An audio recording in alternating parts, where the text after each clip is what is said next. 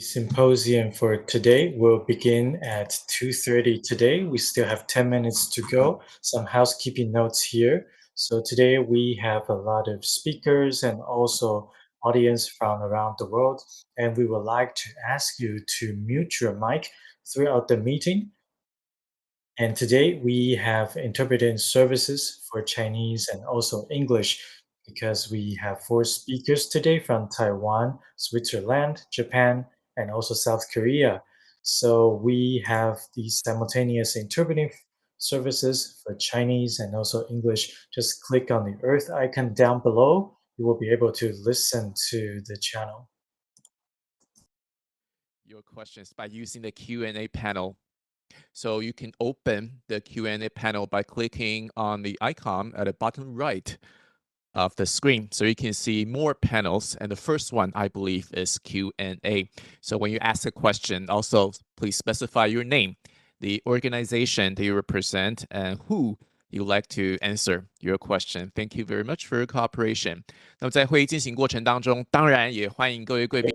Throughout the meeting, we would like to invite everyone to raise your questions throughout the Q&A box in the WebEx system. So on the bottom right side, you will see this 3-dot icon here. And here, by clicking on it, you will see this Q&A session or Q&A function. Then you will be able to send out your questions. Please also provide your name and also who you would like the question to be answered.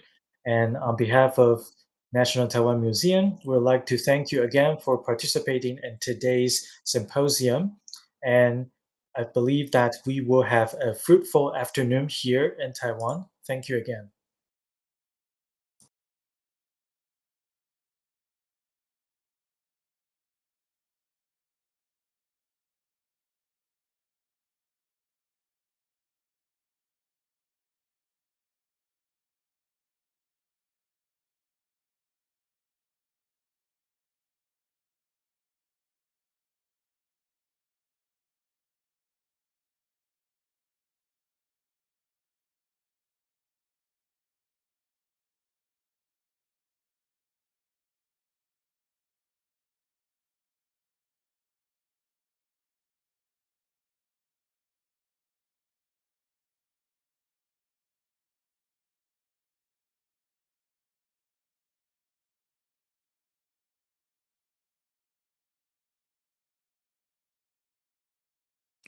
好，这边也是小小的提醒一下，我们今天目前已经有30位参加者了，包含我们的4位 Panelists， 还有我们来自台湾一些其他的组织，还有地方跟博物馆相关的一些成员。那我们在一开始的时候，除了待会会邀请洪世佑馆长来进行一个小小的 opening 之外呢，欢迎大家来之外，我们会造团体。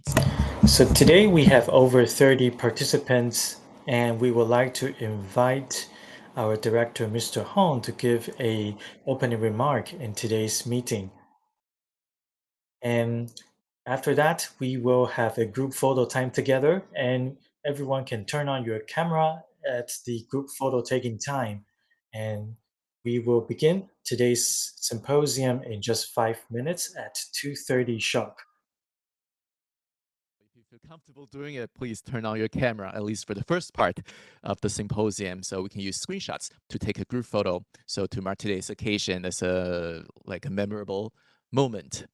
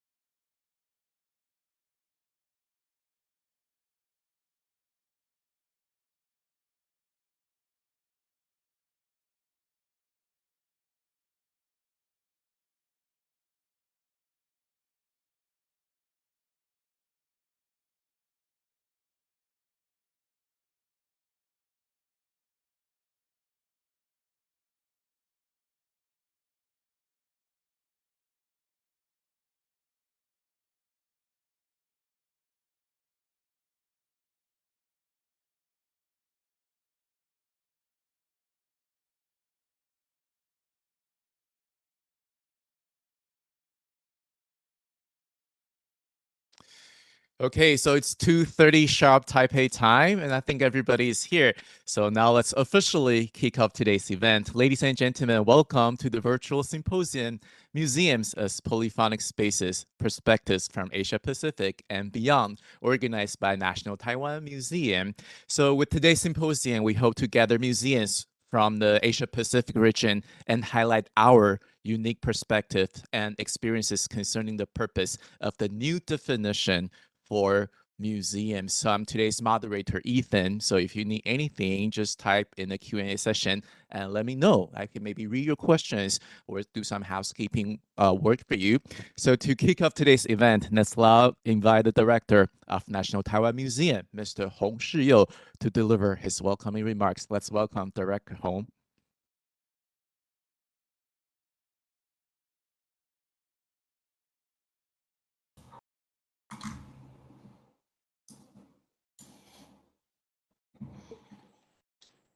So,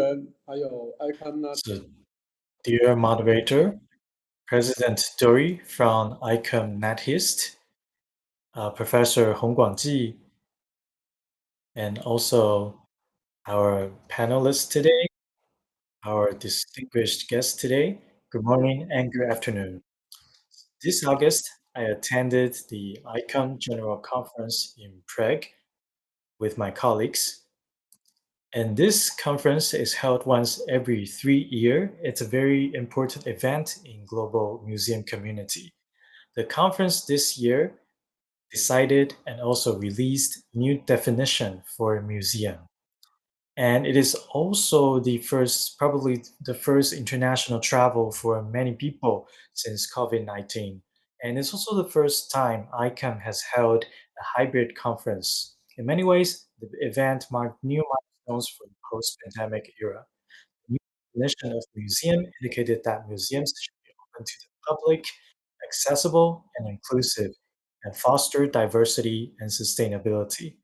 They operate and communicate ethically, professionally, and with the participation of communities.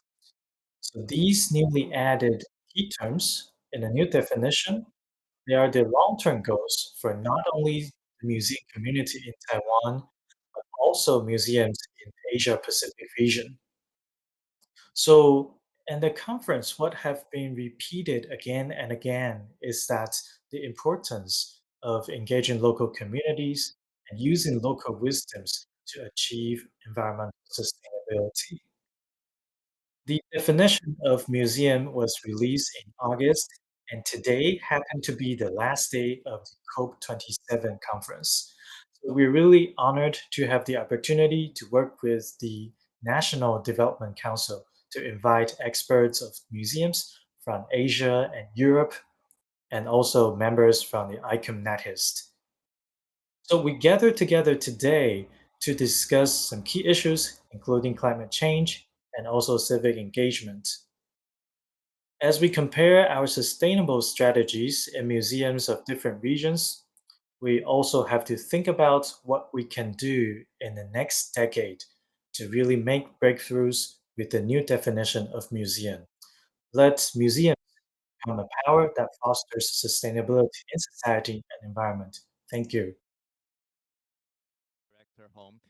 Director Hong also mentioned that there are several new definitions for museums in addition to cultural preservation. I think museums can play a more active role to invite local residents to participate and also to face the more updated challenges that the world is facing right now. 所以我们非常非常的期待，在一个新的定义博物馆当中之后。So we really look forward to really see museums starting to take in actions to some of the most challenging issues that we are facing now. Group photo. So as I said, you're encouraged to turn on your camera if your internet connection is stable. 我们来照一张团体照，所以今天有很多我们台湾参与的贵宾，如愿意的话。So today we would like to invite all of our distinguished guests to turn on your camera. Let's take a group photo together. To turn on your camera for a group photo. So now we all look at the camera and our staff will take a screenshot for all of us. 1, 2, 3. Okay, smile one more time. 1, 2, 3. Okay. So is that it? I need to get in green light. Is that okay? Cool. All right. So during the whole process, we can always have screenshots. So now let's officially kick off today's event. And thank you very much, Director Hong, for your welcoming remark. So the virtual symposium museums as polyphonic spaces perspective from Asia Pacific and beyond includes 3 sessions. And today is part 1, museums for sustainability, as Director Hong has mentioned, climate change and civil engagement is also part of the new definition, a new way of thinking when we talk about museum. And with the other 2 sessions, decolonizing museums and museums for diversity and inclusion, taking place next Saturday. I believe that is November 25th, Taipei time. Okay, so today's session on museums for sustainability features 4 very valuable and important speakers from different parts of the world.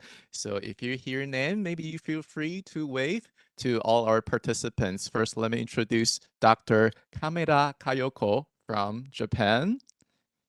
Welcome, KAMEDA. Thank you. And let me introduce Mr. Valagas Gadeljeman, or Kasi, from Pingdong, southern Taiwan. You want to say hi and wave to everybody?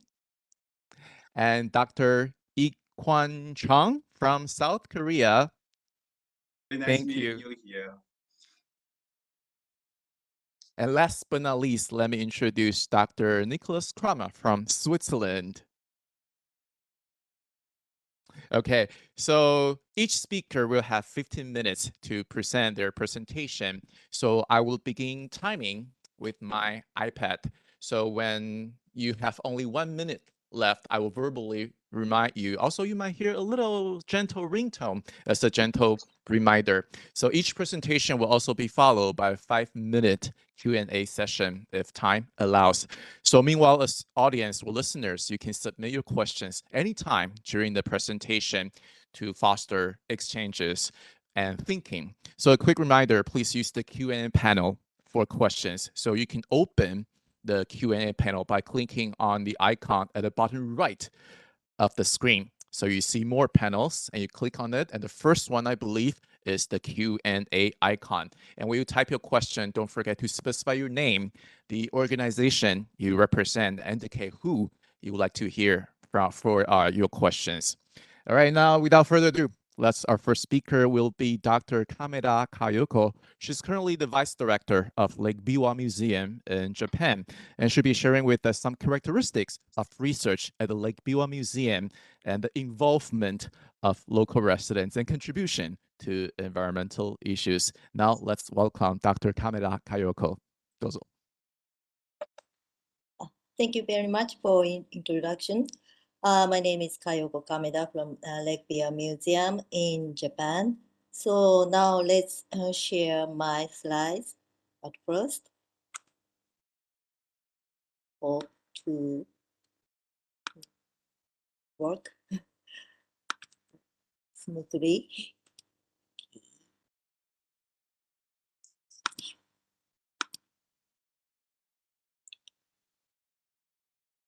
Please wait a moment. Sure. So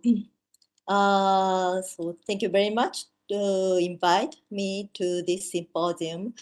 It's a great honor to be here and introduce the activities of my museum.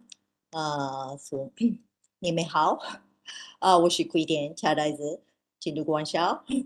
that's only Chinese words I can speak. So sorry, but I speak in English. Sorry, I'm not so good at English and Chinese. So, but please keep in listen to me. So it's a little bit time to share my slides.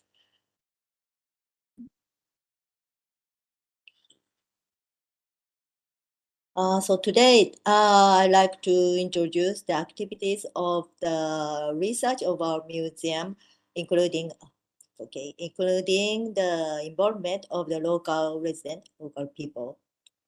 See. Our museum is situated next to the Lake Biwa. It's the biggest lake in Japan, and also the one of the ancient lakes in the world. It means the long and deep historical relationship between nature and people. Our museum aims to think about a better coexistence relationship between lakes and people. So in our museum, research is an essential function of museum activities. Ordinarily, in Japanese museum, the research is not considered the important part of the museum, especially from the administrative section or ordinary people. But our museum believe that research is very essential for the museum activities. And we will develop studies to identify the multifaceted values of Lake Biwa and around areas with local people under the theme of Lake and People. This is the image of activities of our museum. This is the image of one tree. Survey and collection at the fields are roots for sucking up knowledge from the fields. And research is a trunk of the tree. And the tree develops leaves and bear fruits using the nutrients from the roots and the trunk. So based on original research by not only professional researchers, but also local residents, gathering collection and information in the process of research, and then using them for exhibitions and public services of museum. This is the ideal image of the activities of our museum. So one of the characteristic researches of our museum is citizen science. We have some systems for the citizen science. One is field reporter system. In this system, the members investigate on natural, historical, and cultural aspects of their local surroundings throughout Shiga Prefecture. These results from field reporter surveys are often incorporated into the museum's exhibits or public services and sometimes contribute to the understanding of environmental changes and the current status of environmental problems in Shiga Prefecture. Another system of the citizen science is Hashikake system. In this system, users register for the Hashikake system and participate in the research, outreach, and exhibit activities of the museum independently. Many different opportunities are thus provided for users to become actively involved in museum activities. Hashikake is originally a dialect of Shiga Prefecture, referring to a person who enters between a man and woman and create an opportunity for marriage. We chose this name as a function to connect or mediate the fields and the museum and to support the encounter between people. So this is the one of the examples of the activities and the research results of Hashikake group named Uonokai in Japanese. This means fish research group. The member sampled the freshwater fish in the fields. Also, the member includes the children, and they record the data and analyze the data. And in some part, they made research report or papers with research scientists in the museum. And this is the results of field reporter survey. First one is bagworm survey in 2006, 2011, and 2016. 3 times the survey conducted. The bagworms are very familiar to the Japanese people. So distribution of bagworms was investigated in Shiga Prefecture, especially for the larger bagworm, the photo shows, was parasitized by the alien diphtheria species, alien fly species. So the result of this map, so the they can made clear the distribution of the bagworms and parasitisation. So expansion of the parasitism had been worried along with climate change because the parasitic fly came from the temperate regions of southwestern China. However, from the 3 times survey, the parasitism rate didn't change and wasn't spreading rapidly in Shiga. Another example is here, the Nutria survey in 2021, in the last year. So Nutria is a specified alien species in Japan and damages by feeding on aquatic plants, bivalves, and agricultural products, especially the rice, and destruction of embankment or paddy ridges by burrows. In order to know the distribution of Nutria in Shiga Prefecture, field reporter survey was conducted. The map shows the result of the survey, and red point is the Nutria observed points, and the blue or black point is in the right map is the survey point. They show that almost all of the Shiga Prefecture, the Nutria distributed. So this result of field report survey is an important information for the Department of Local Governments dealing with alien species. Especially they didn't have the data on the northern part of the prefecture, but field report survey discovered the distribution of the northern part of the prefecture.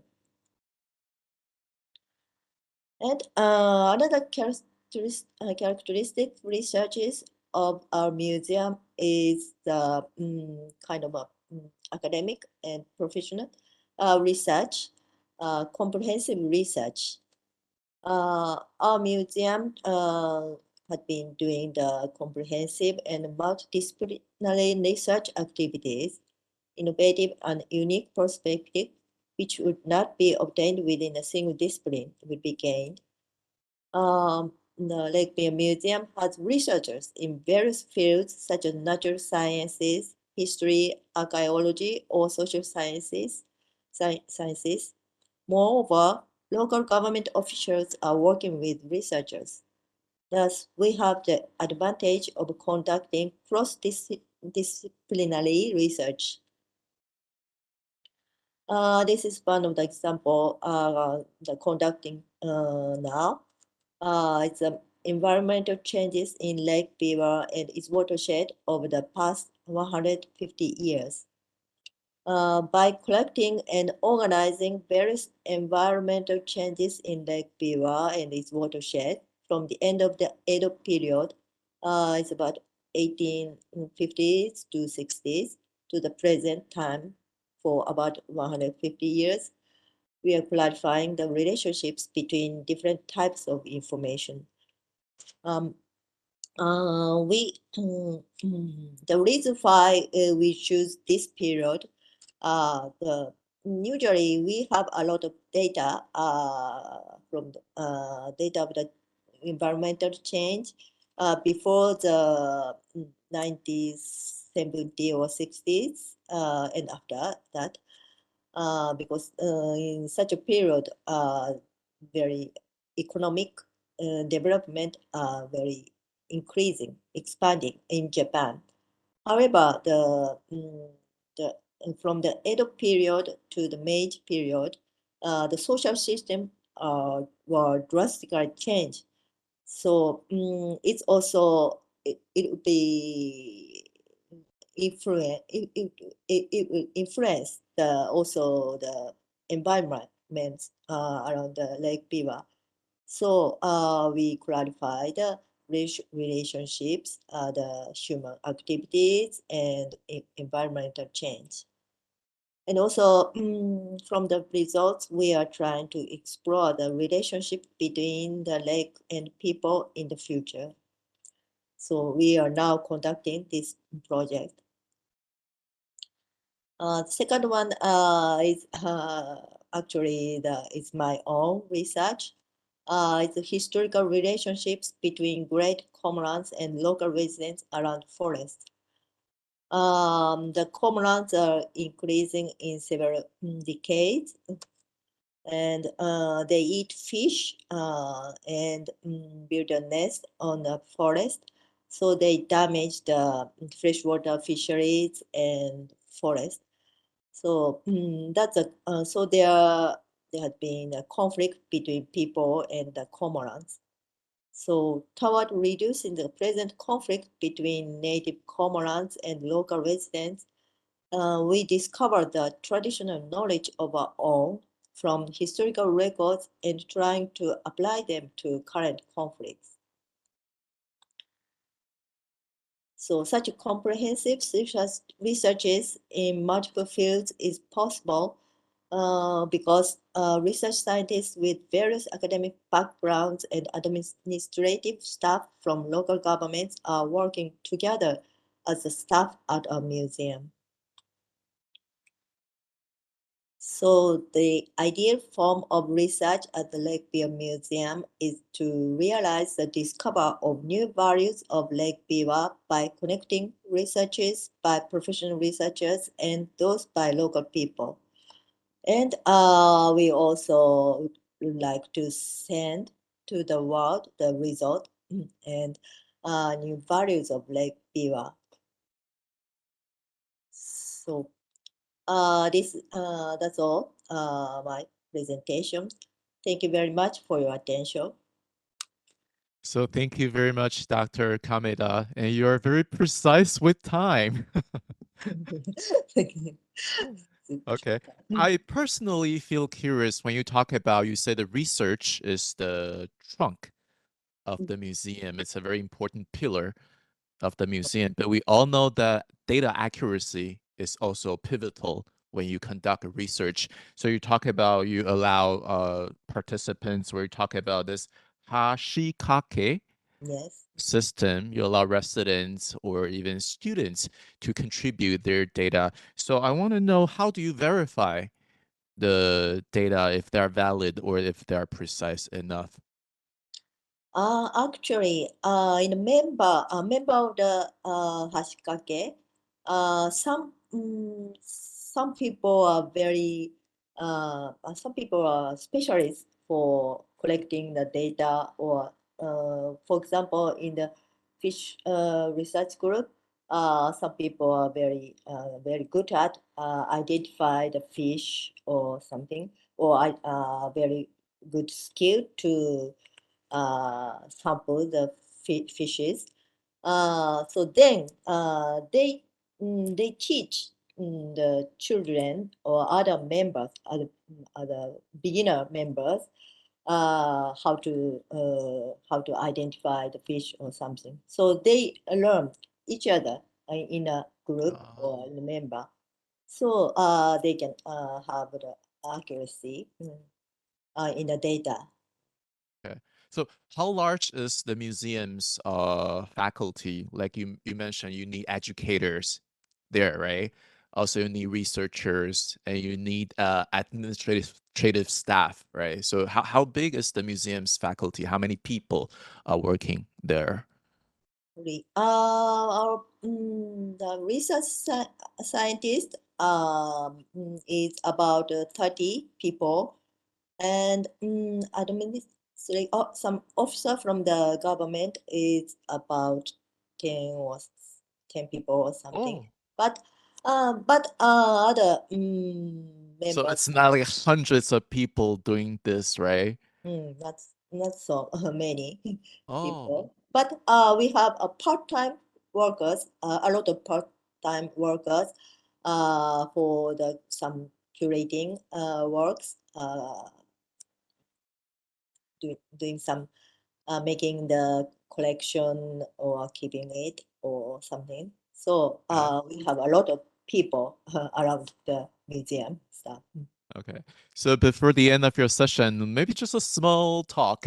So do you want to talk about one of the exhibition or one of the activity that your museum is currently doing, or maybe we might travel to Japan anytime soon that we can take part in? Something I should recommend. So Okay, so when I Google your museum, I see a lot of comments from Taiwanese tourists. They leave comments in Chinese and Mandarin. They say, "Well, it's a fantastic trip if you have to come here."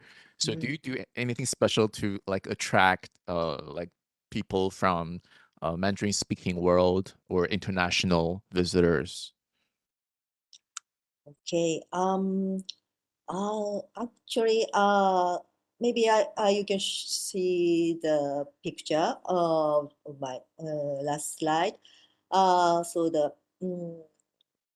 upper left is the building of our museum, and in front of our museum, our museum is next to the Lake Biwa.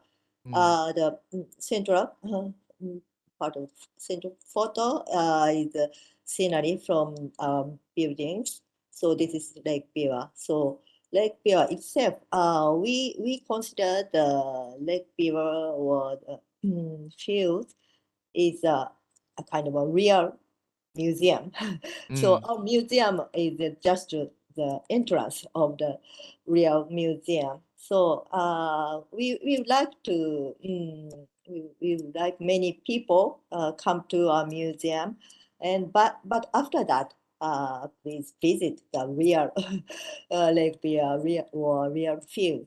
So that's a more important more interesting place. So thank you very much, Dr. Kameda. Thank So you. we hope maybe we can soon find a one-day trip at Lake Biwa and the museum as well. Okay. So that brings us to our second speaker, Mr. Valagas Gadeljeman. Hu Zhehao is like a name used in Taiwan, and he's currently the director of Indigenous Students Resource Center at I-Shou University in central Taiwan. And he'll be talking about finding the land by following the talan, which means path in an Aboriginal language of the ancestors, the power and breakthrough of Indigenous knowledge. Now I'll give the floor to Mr. Valagas Gadeljeman. 好，大家好。好，大家好，我是哲豪。那很高兴我能够 Hello, everyone. This is Valagas Gadeljeman, and I'm really honored today to have this opportunity to share with you the research and study we've been doing in southern Taiwan and Pindong area. So, first of all, I would like to briefly introduce myself. Right now, I'm teaching in the Students Resource Center for Indigenous people at I-Shou University. We mainly studied around disasters happening to Indigenous people and also their community arrangements. So I'm not really sure if this is directly related to our topic today, museum, but I believe that Indigenous people has really been an important area of study research in our museum community today. So first of all, let me share my screen with you.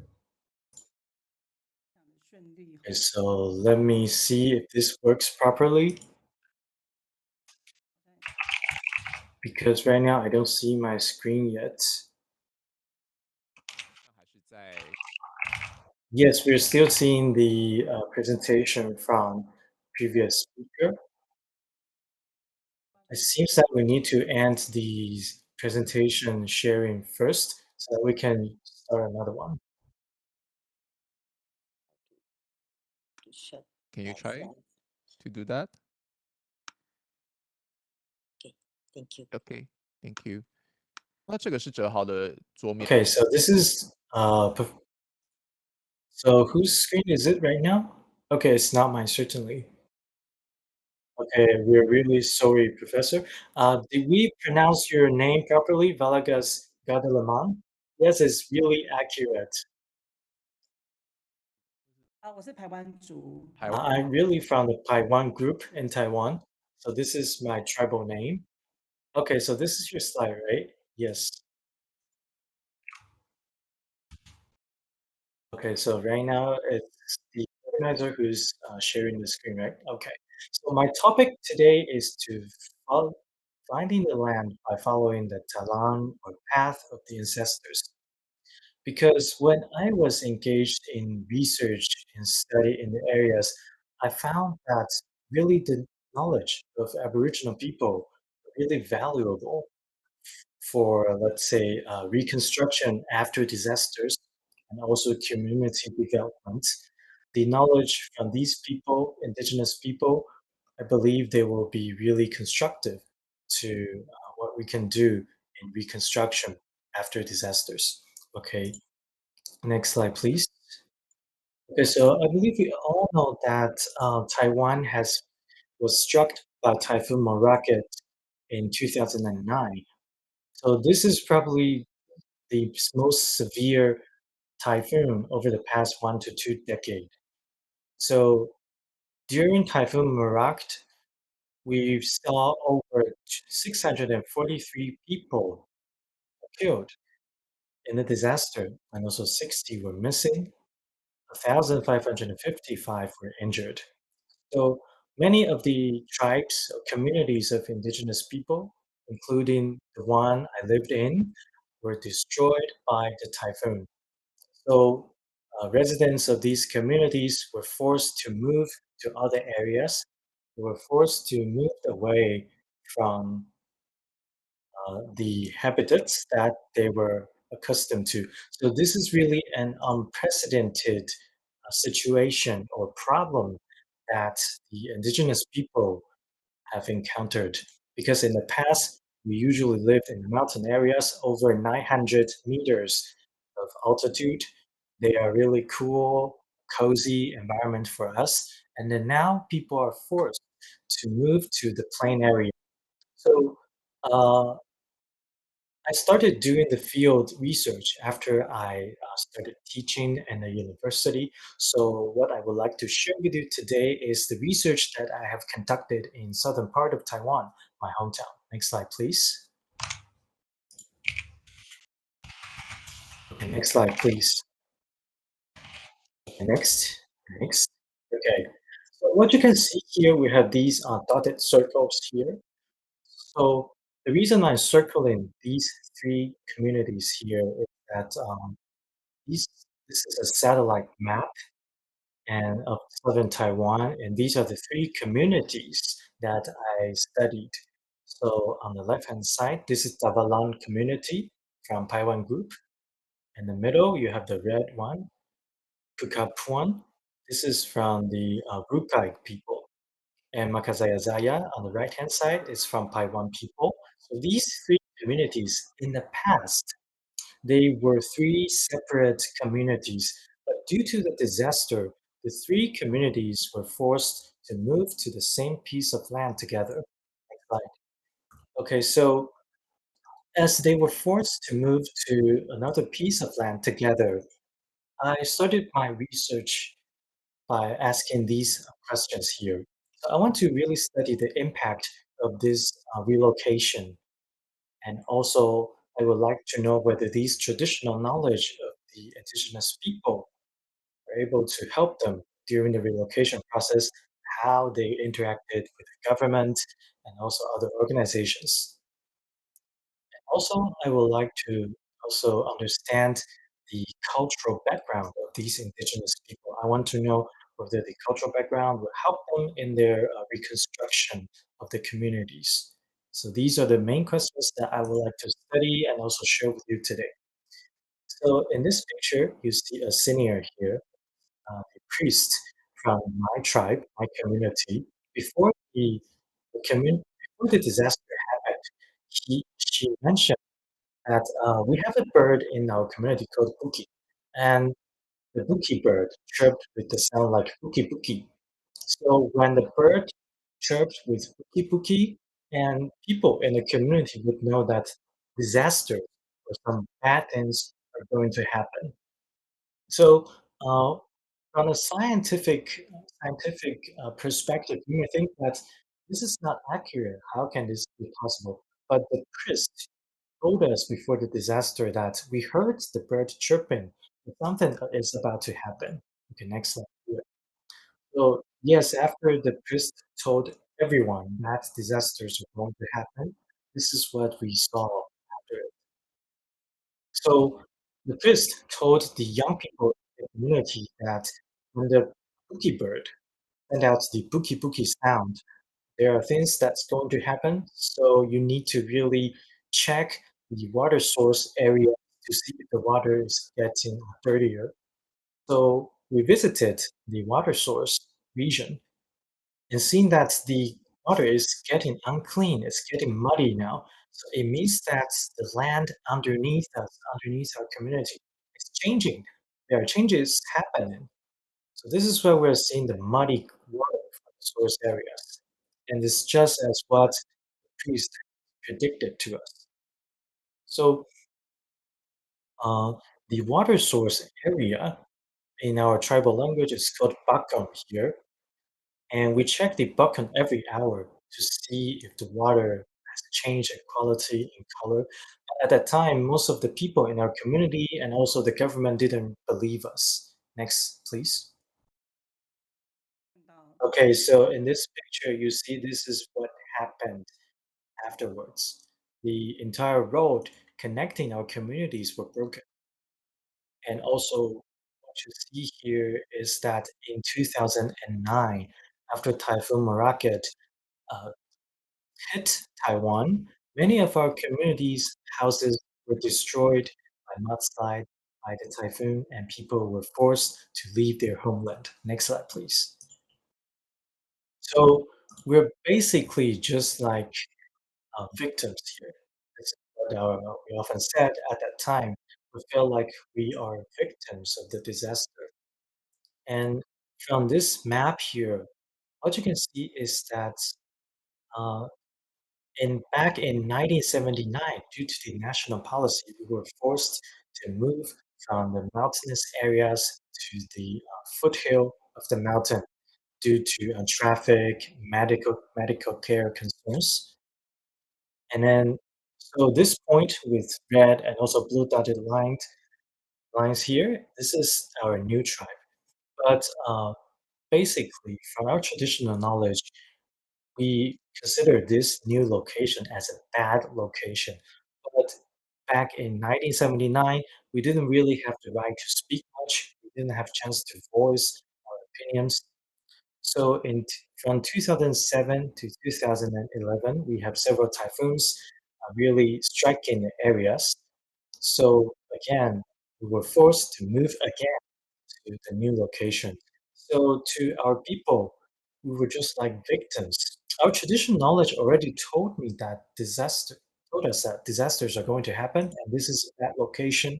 But still, we didn't do things enough to prevent that. And what you can see here, these are the really temporary residences after we were relocated. So the government gave us this area to live. And what you can see here is really a highly dense dormitory. In the past, in our community, we have separate buildings, we have our homes separated. And what you can see here is just a 10 to 15 square meters of space. We have to really squeeze a lot of people into the dorm. And people who were not getting along well also have to force to really stay in the same room. And then when it rained, we see this flood or water in the floor. Okay, next slide, please.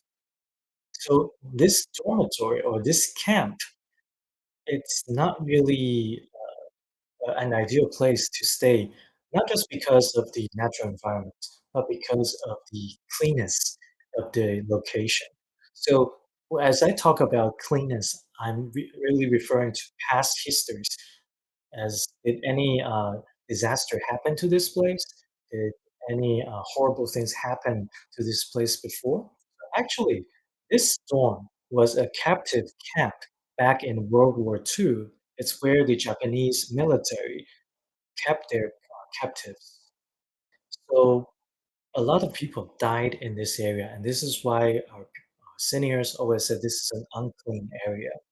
So what you can see here, this is a camp, basically a captive camp during the World War II, and a lot of captives were kept here and died here. And for Aboriginal people, we really put a lot of focus on the cleanliness of the land. We believe that there are a lot of bad spirits existing here, so it's really not a good place for us. And then another thing I would like to share with you is that, as we said, if we try to define whether a place is clean or not, we basically focus on the reasons of the death that happened here before. For example, people who died naturally can be buried in our house underneath, but people who died due to accidents were not allowed to be buried in-house. But for governments, they don't really understand this. To them, a place with clean walls, clean floor, or clean furniture is good enough for us. So on this slide, you can see this is what our 80-year-old granny said. Next slide here. This are just some of the statistics. So especially people who live in the Kutapuan tribe or community on the green side, on the green lines, we see a lot of senior members of the community died because of environmental pressure and also mental stress as well. But we still need to keep going. So we need to really cooperate with government policy to negotiate with them to see where we want to relocate afterwards. So this was a meeting we had with the government. So a lot of people from our community was really voicing their opinions to the government. So next slide here. As the government was planning to find us a place to relocate us, actually our people from the community was already ready. They are preparing, they're looking for new places to stay. So we have these hunters. You can see a lot of hunters on these pictures, and hunters in a Aboriginal tribe or community, they have these abundant knowledge of the natural environment. They know where to stay. They know the interaction between animals, plants, humans. So this slide here, I want to give you a metaphor here. So our connection with the nature, our senses with the nature are really like the neural system here. We're sensitive to the environment. We have a really deep or profound understanding of the environment. So just like the neuron system here, you see, we can really uh, tell whether a place is good to stay or not just in a blink of seconds, like the neural system does. So we use our traditional knowledge to tell if a place is ideal for relocation. So what you can see is that we actually spend a lot of time visiting a lot of places to see if they are ideal for staying. So these are really a tribal language, the Paiwan language.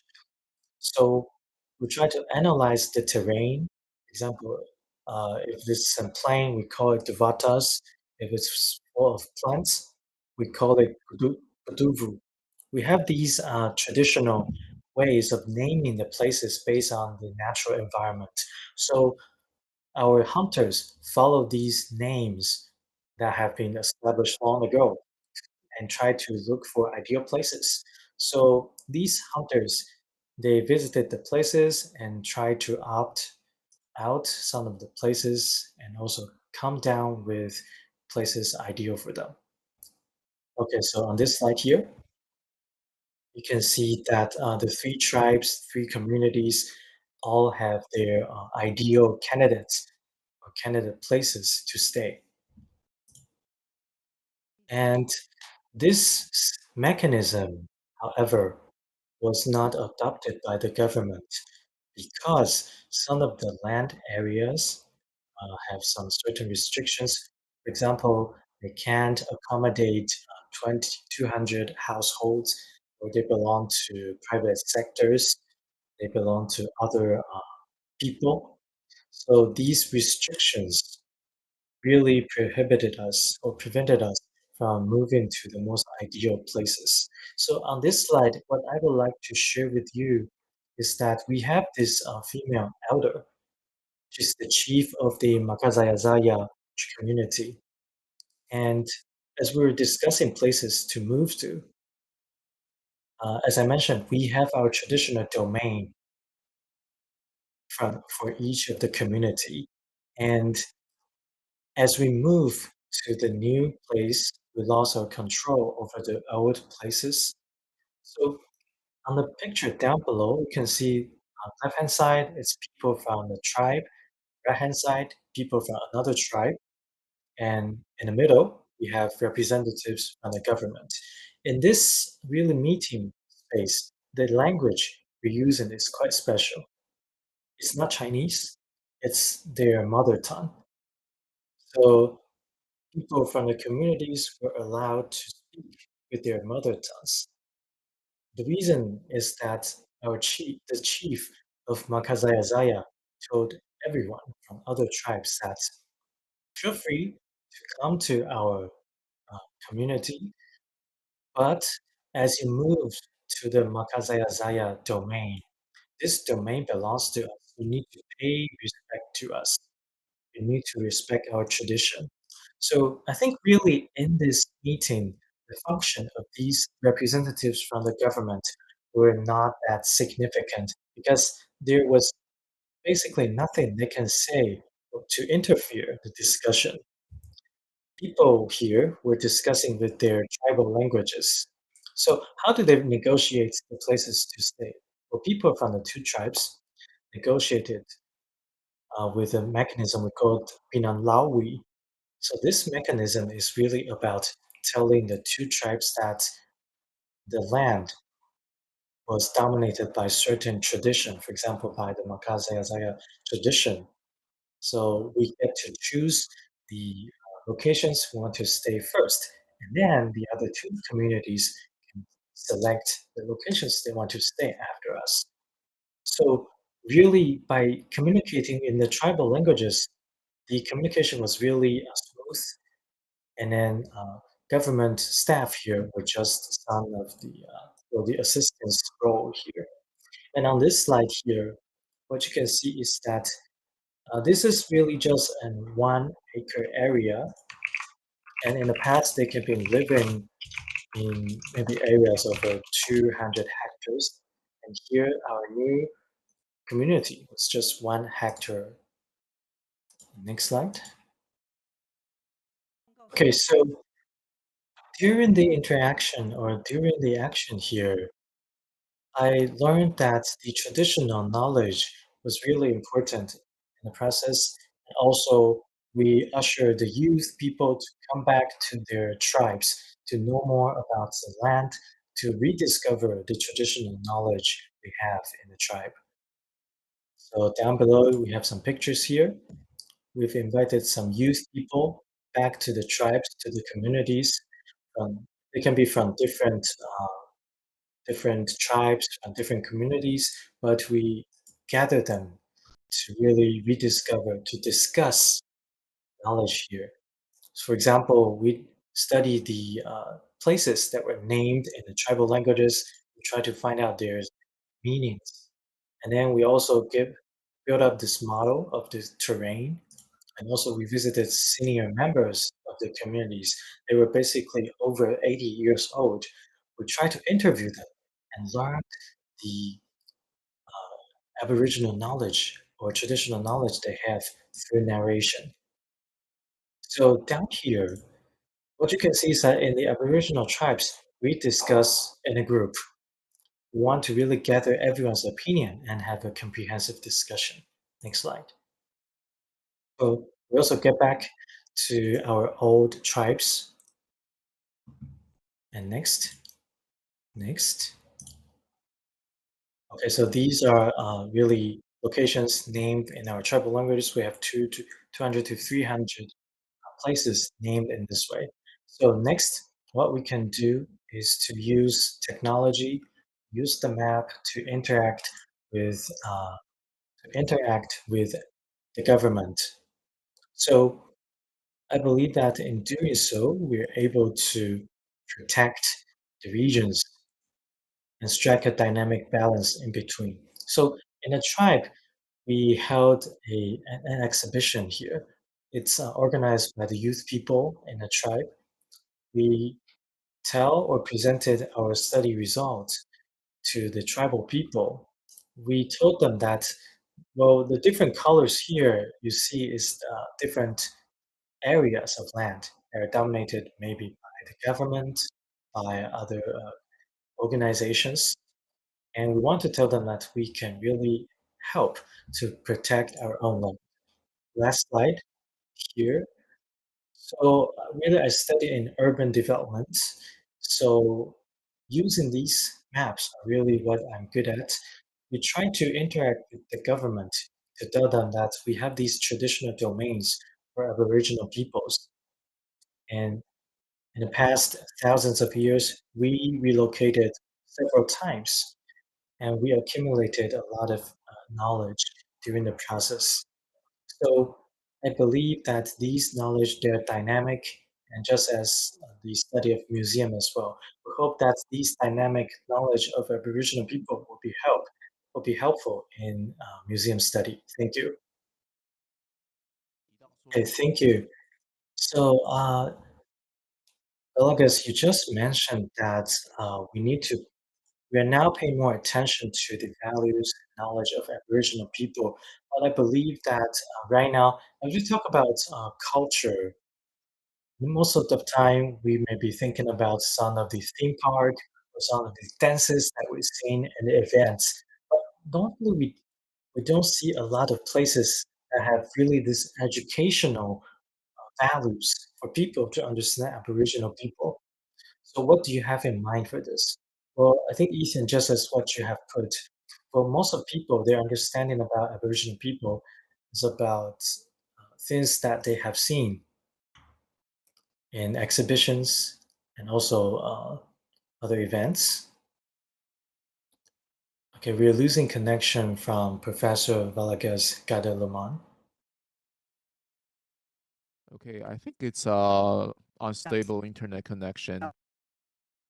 阿西，可以听到我吗？有，我继续分享吗？可以。 Should I continue? Okay. Okay, so at the end of this month, we have our mayoral election in Taiwan, and we've been telling a lot of people that we should have local museums so that we can really present our culture, our knowledge through text.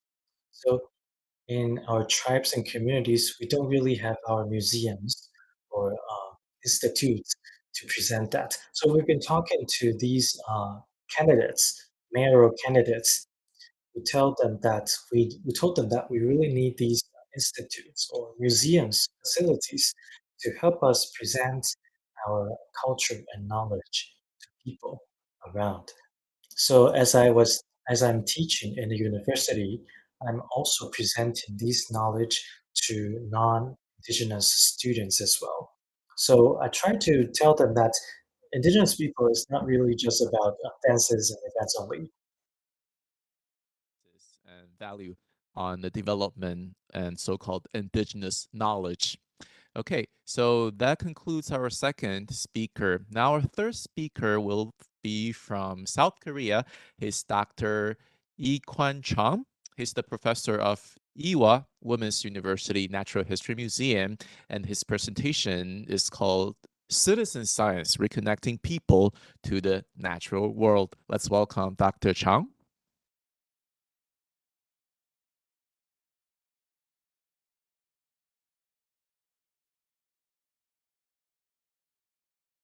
Hi, Dr. Chang. Nice to see you again.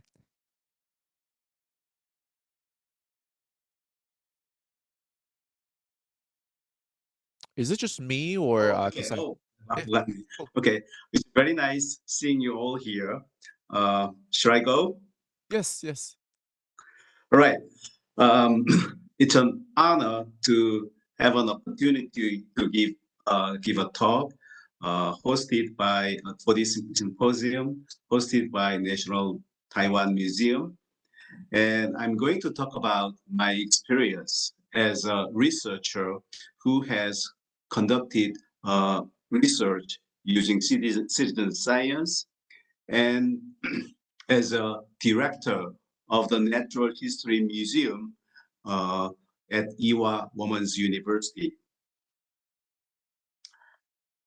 I'm an animal ecologist, especially interested in working on endangered tree frog species. We call it swan tree frog species.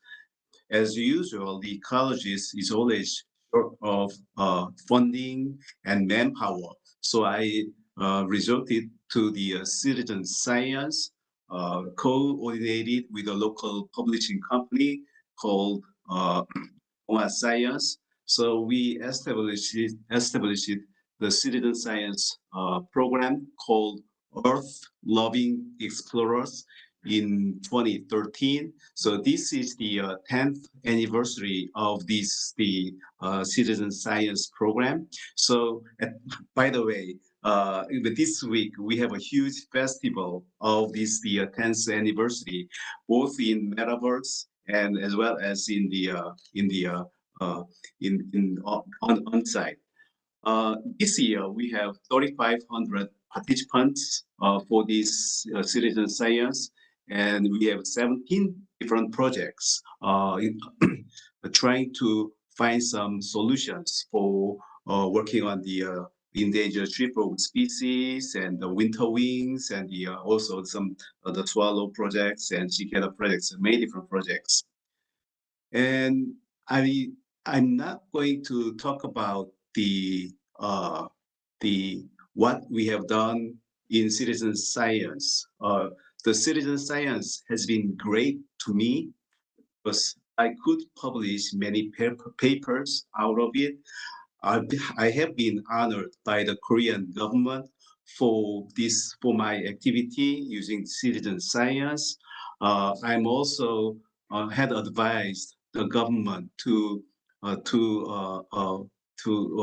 finalize the conservation 谢谢你协 policies. 助，我们学校的总务通常形式上都会这样讲，就是要比较细节啦。哦，辛苦你了。好，那我的部分是要怎么协助你？好，不好意思哦，我们这边可以把麦克风调成静音哦。好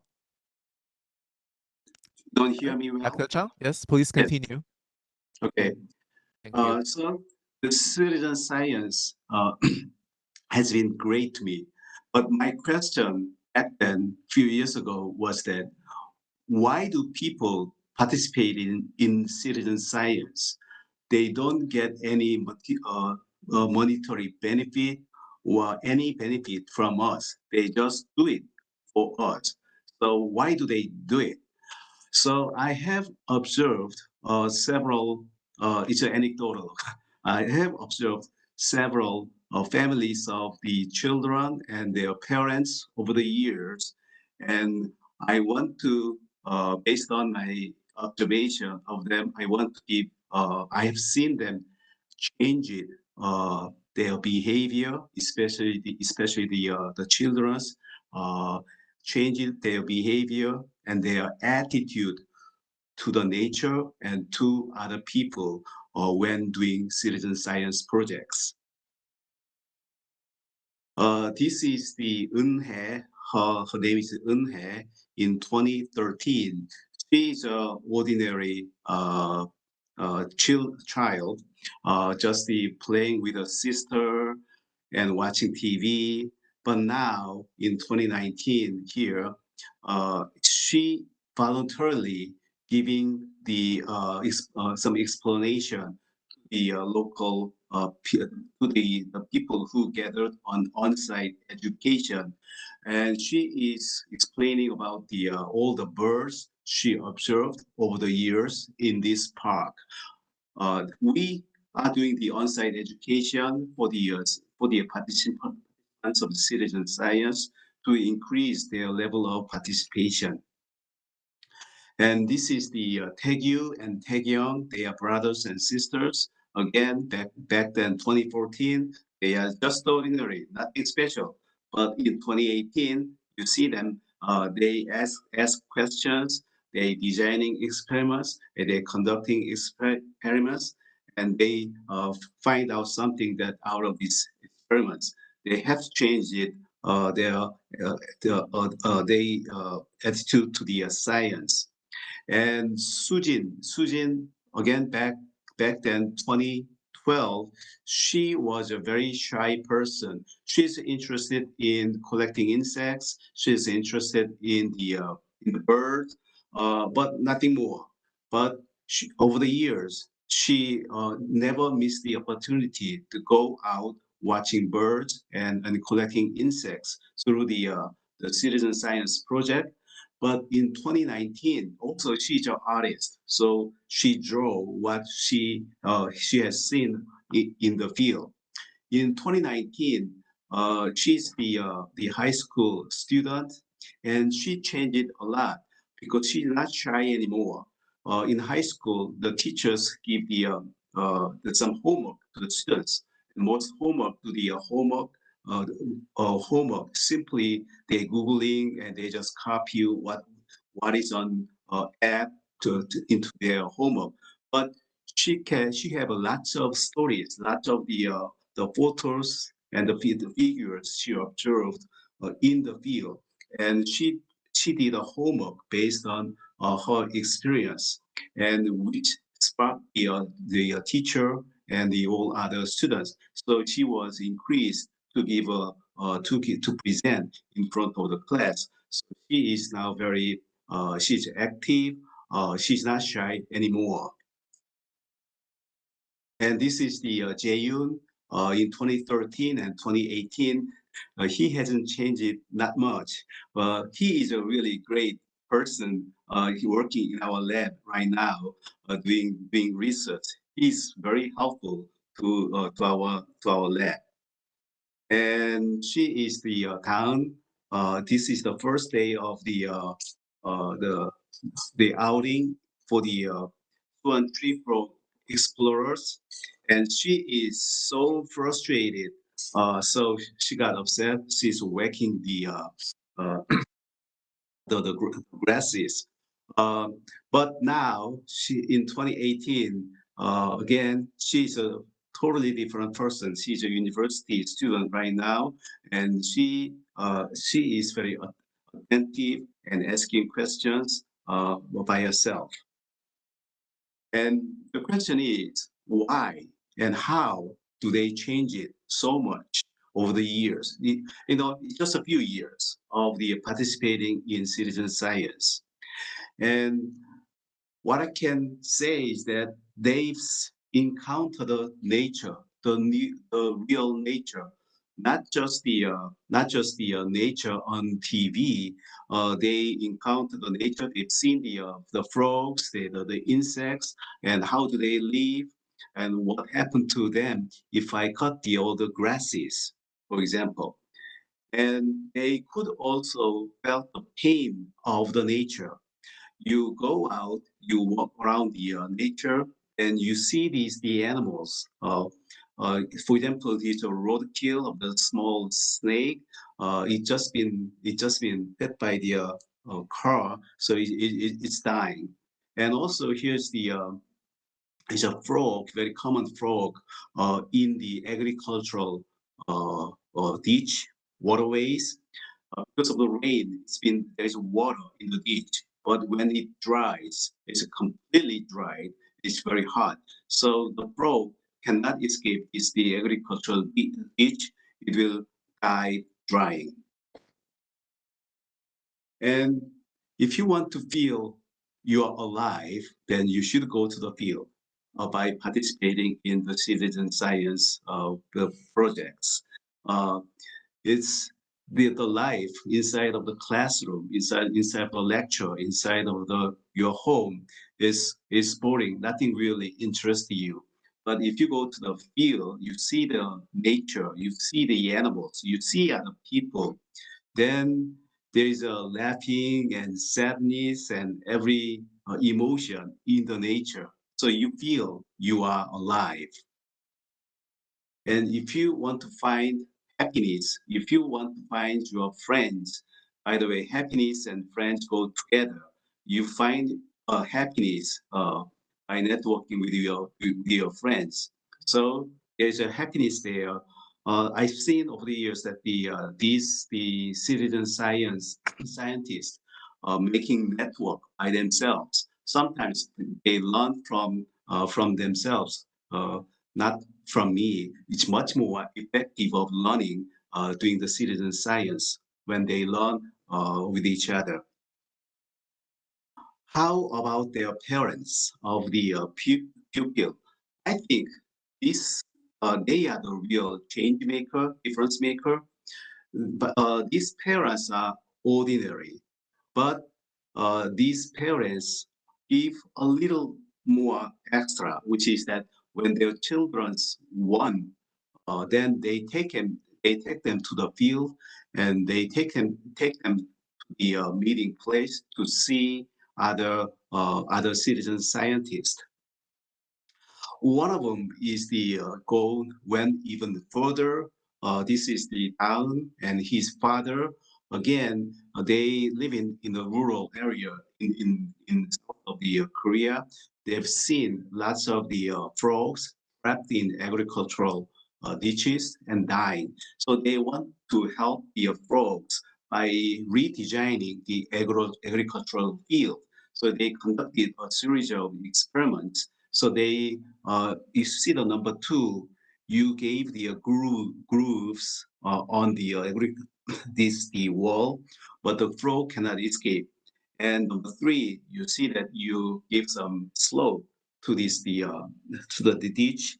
Again, it couldn't escape. But number 4, when you have the grooves and some slope, which is about 70 degrees, then the frog can escape by itself.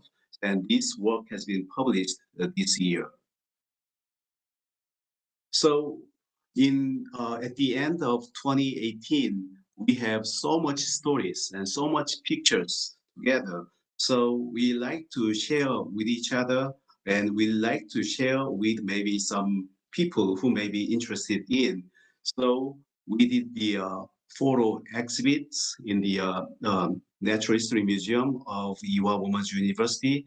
I was a director back then, so it was easy to do the exhibit in the Natural History Museum. And it was so much fun because there is already official exhibits going on. So, and also the museum is open to the public. Well, we could only find time the Saturday and Sunday. So we have to prepare everything in just 2 days. And you see, this is the scene, all the people prepared home, and they bring all the steps together in just 2 days. And then we had the put the exhibits on the in just any space or open space that we can find. Others are already by the museum activities. And we also restricted by the budget. We didn't have much budget at all. So we used all the recycled materials using the duct tapes, paper tapes, and any boxes that we can find. And you see that the quality of this exhibit, it's just the pictures are far from perfect. It's just your pictures from the cell phone, but the stories are real and stories are genuine. It's authentic, and people loved it. People really loved it, and they loved it even more than the exhibit prepared by the professional the museum people. So, and also all the people who made it possible in the exhibit, they were so proud of it because their work, their pictures, their stories are exhibited in the University Museum. They loved it so much. So we were all happy together. So we decided, some of us, about 20 people, decided to travel to the expedition to Taiwan at the end of the 2018 and the 2019, early part of 2019. We had so much fun together, traveling around the beautiful parts of the Taiwan, and later, a few months later, we all published a book together. There are 26 authors from the grade school children and university professor like me, and this is the book signing ceremony, and you see all the authors together. I definitely say that this is one of my best days in my life together. And what I've learned over the years as the organizing the citizen science project is that also as a director of the Natural History Museum, is that a Natural History Museum is the ideal place where the participating in science is both practiced and exhibited. The museum can organize the citizen science project, and also the museum is a best place to have their exhibits, whether it's a professional or amateurish. Also, the Natural History Museum may benefit from having exhibits organized by grassroots participants, such as citizen scientists. Well, thank you very much.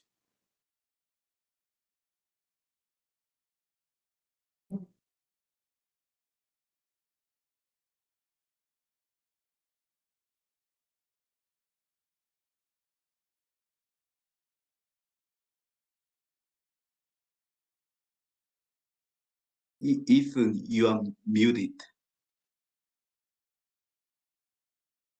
I was saying that I was amazed by the changes that this kids showcase when they're reconnected to nature. But I have one question, because Yes, you talk about those activities, they're held by the museum itself, right? Because usually when I think of museum, I think of like one-time exhibition or stand-alone exhibition. I don't think you can track a visitor like 5 or 6 years, unless you're in the school. You can track a student's progress for 5 years, for 6 years, right? So you have students keep coming back, or it's a long-term activity? The citizen science projects we have been organizing for the last 10 years, and we have told you that about 2,500 people maybe in 1 year, but most of them, about 80% of them, is one time, just one and done, and maybe less. But very small percentage of them, maybe 10%, maybe less than 20%, okay? 20% of them, they are conducting year after year.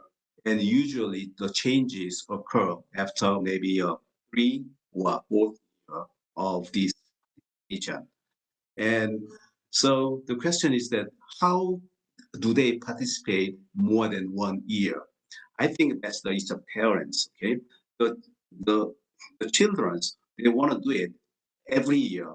Each time they have opportunity, they want to do it. But the parents are busy, okay? They are busy. Okay, I have no time to go to the rice paddies. Forget about it. Then the children lose their interest.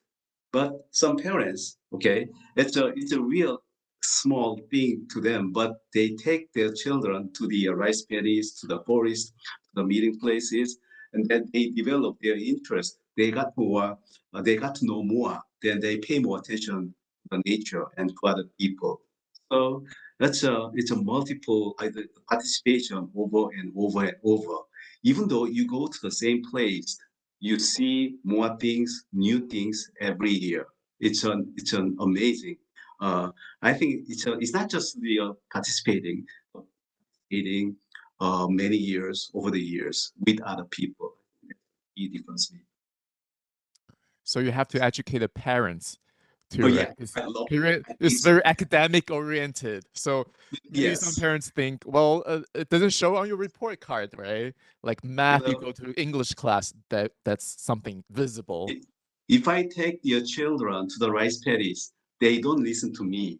Okay, they just go out in the rice paddies looking for their frogs. So I let them go.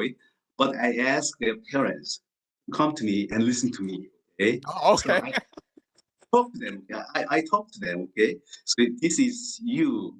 I mean, you are the. If you want to make a difference in your children, then you should come. Okay. The children always want to go to the field. Okay. Yeah, it's a really nice talk, but due to the time limits, I have to pass the floor to our fourth speaker. Thank you very much, Dr. Chang, for joining us today. Okay. And now I introduce our fourth speaker and last speaker before we have a 10-minute break, and he's Dr. Nicolas Kramar. He's the director of Nature Museum Valais from Switzerland, and his topic today is museums as a reflective space at a time of environmental challenges. Let's welcome Dr. Nicolas. From Switzerland. What time is it in Switzerland? Still in the morning?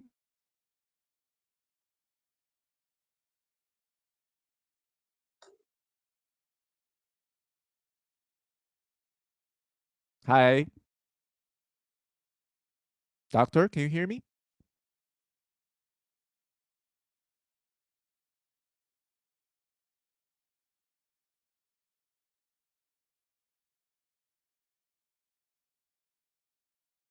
Okay, I'm not quite sure if Dr. Nicolas is still online.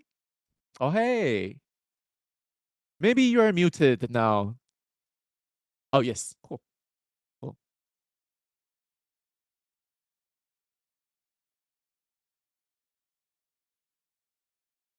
But still got no sound.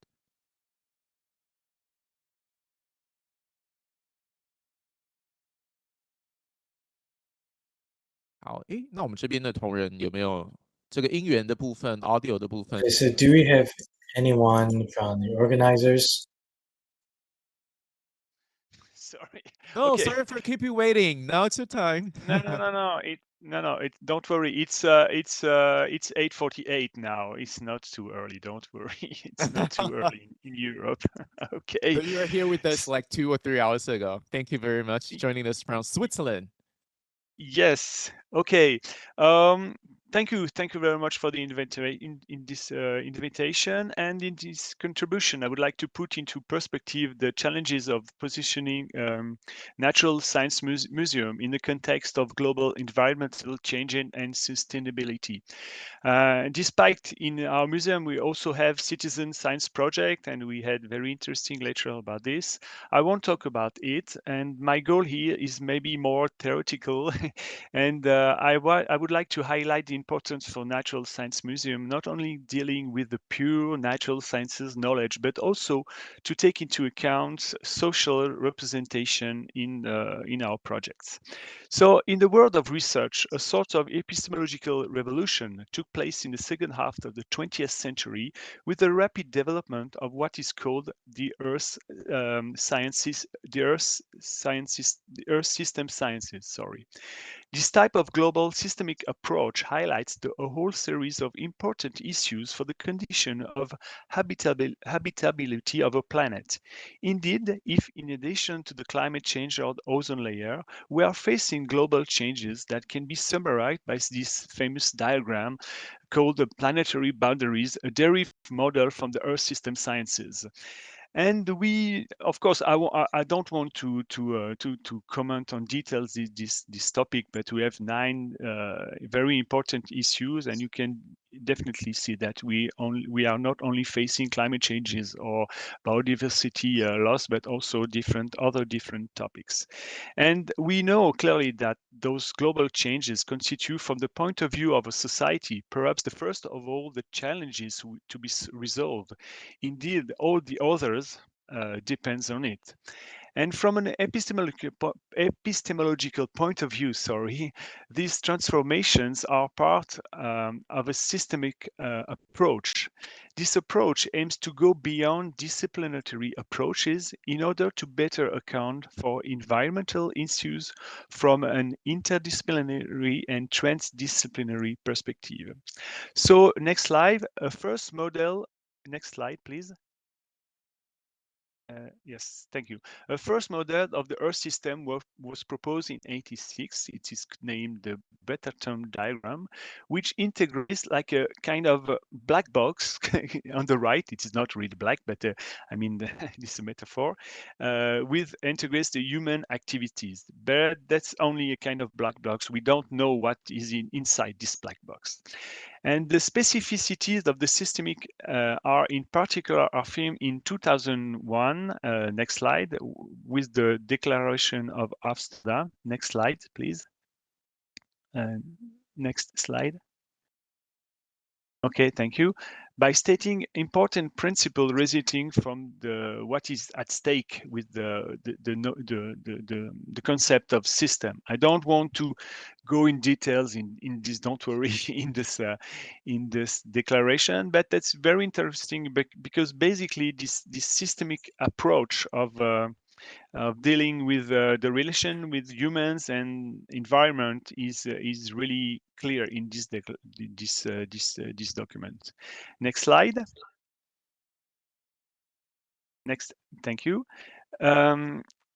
But with time, and it appears more and more important to take into account human activities, in particular what is related to culture. And this is a new version of the Earth System Sciences. This is the version published in the journal Nature 2 years ago.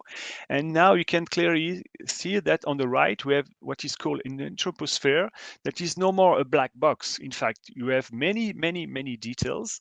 And for instance, institution, political, economy, of course, but of what, to my point of view, that what is very interesting, you have this box named human population with cultures, values, and beliefs. And so you see that in a scientific paper, this humanity dimension, cultural dimension, is clearly integrated in this whole picture and view on how the Earth system nowadays work, in fact. So we note that in this version we have what is called, we have a geosphere, a biosphere, but also an anthroposphere. So this evolution of the Earth system sciences must, I think, to my point of view, must be taken into consideration, and this can be done in particular through the concept of the Anthropocene. So next slide, please. The Anthropocene is an idea coming from the Earth system sciences. In fact, there are 2 meanings for this term. In the context of the Earth systems sciences, the Anthropocene expresses the extremely rapid trajectory of the system out of the relatively stable condition of the Holocene. So you have, for instance, this paper published in 16 in the journal Sciences, where Anthropocene is said to be functionally and distinct from the Holocene. And but next slide, please. of course, it is also a proposal for a new epoch in a geological time scale. And despite the methodological issues for geologists to tackle the second point, this geological point, in any case, the Anthropocene means the current global changes that are relevant to the history of the Earth. This situation is not only related to global ecological changes, but it is also a strong cultural issues. Next slide. Next slide, please. To illustrate this cultural issue is a picture of an artwork by the Swiss artist Marie Velarde on the subject of the Anthropocene. She proposed what she called a temporal disorientation. In this work, she crosses different temporalities of human history according to different calendars, for instance, Christian, Muslim, and so on, with the geological time scale. This observation studies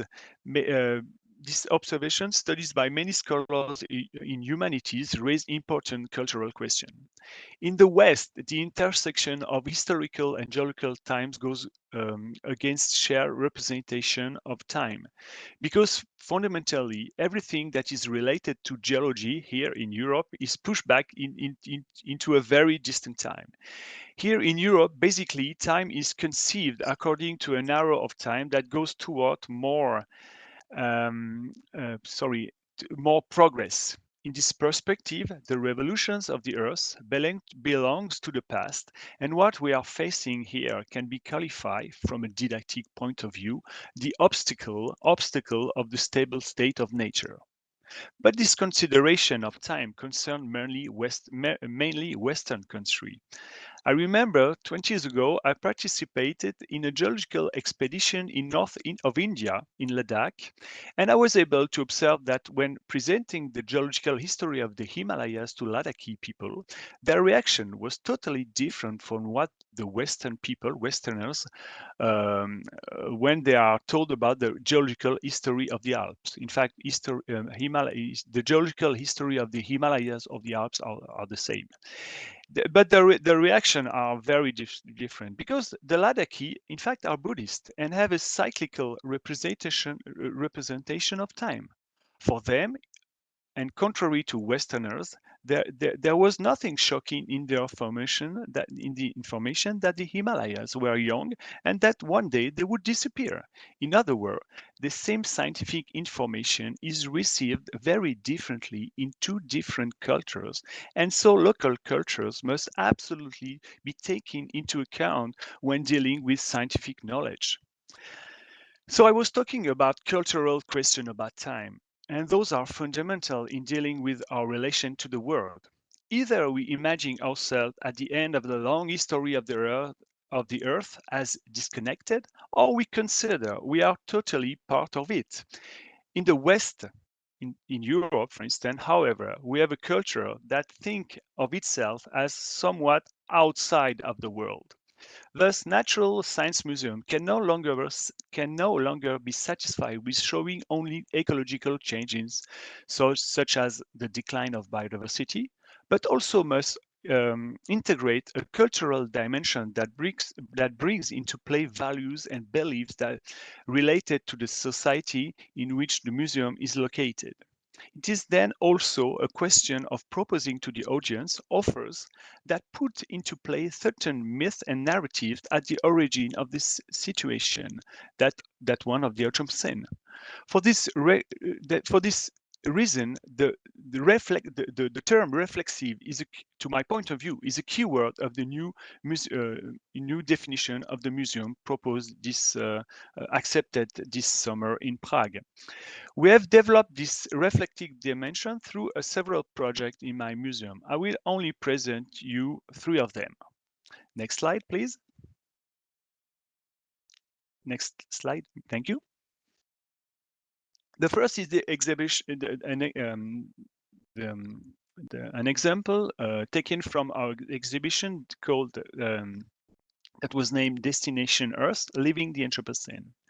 In this exhibition, which was award the Expo Prize of the Swiss Academy of Science, and now known as the first produced by a natural history museum on the topic of the Anthropocene, a large part a large part of the exhibition space was devoted to cultural issues, most of them at the roots of the modern Western thought.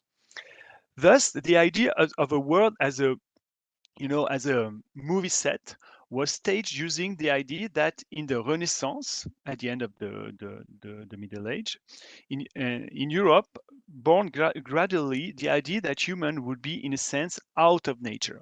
This was done using the concept of perspective as a mean introduced in the history of art, a means that can be understood as a symbolic distanciation with the world. We had also, thanks to those machine and androids stage, the idea also of a world conceived as a machine. To sum up, from this point of view, humanity thinks it's like outside of the world, and it can master the world like a clockmaker. And of course, this was staged in order to make a step back on a fundamental narrative in Western country, a narrative that is related to our current environment situation. Next slide. That's a second example. Next slide, please. Thank you. As a second example, I quickly present the development of a digital game in the museum. The development of this game is part of a research project financed by the Swiss National Research Foundation and conducted by a laboratory in science education at the University of Geneva. In this project, our goal is to use a game to provide an experiment. To provide an experience to the pupils who use the game. The game is based on a metaphor that of humanity that sees the world as only as an exploitable resource. The game has two parts. In the first part, students experience the consequences of over-exploiting the nature environment.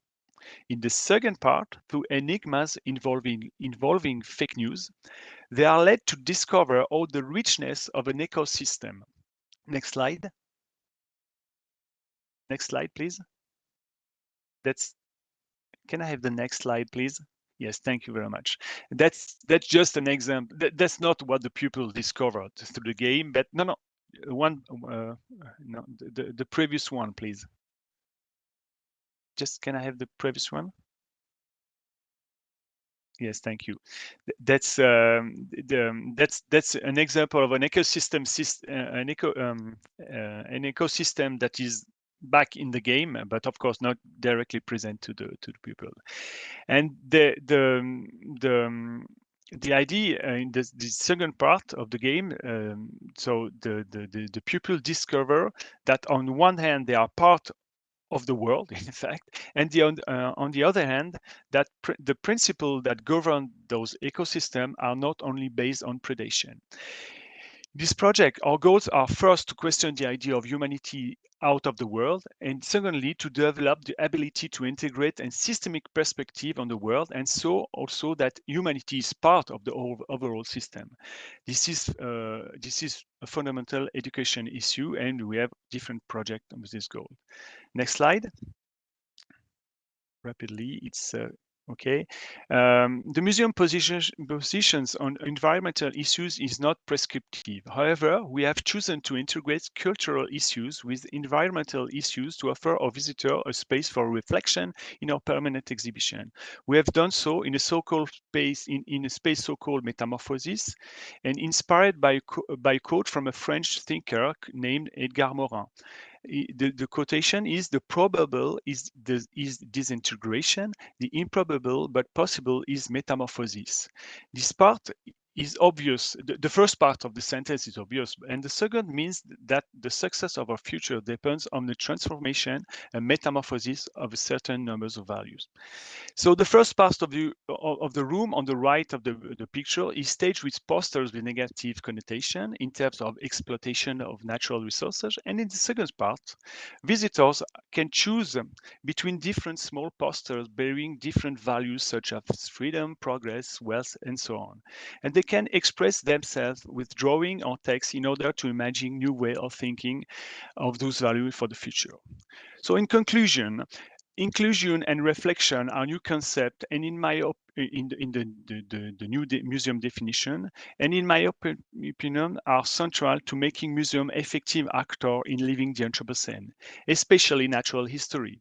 In this talk, I focus mainly on the cultural dimensions of the concept. Social representation narratives are also very important to be taken into account for Natural History Museum. But of course, by considering in particular the great variety of cultures and way of thinking about relation to the world. And colonization has had the effect of exporting to a large part of the world its way of seeing, especially its practice. And I'm aware that in Asia, the nature-cultural dichotomy is not part of the different local culture. However, the deleterious practice in terms of environmental results from the nature-cultural dichotomy are also unfortunately also widely present in Asia. So to conclude, it's important for Natural History Museum not only in dealing with pure natural science knowledge, but also to take into account social representation. Thank you.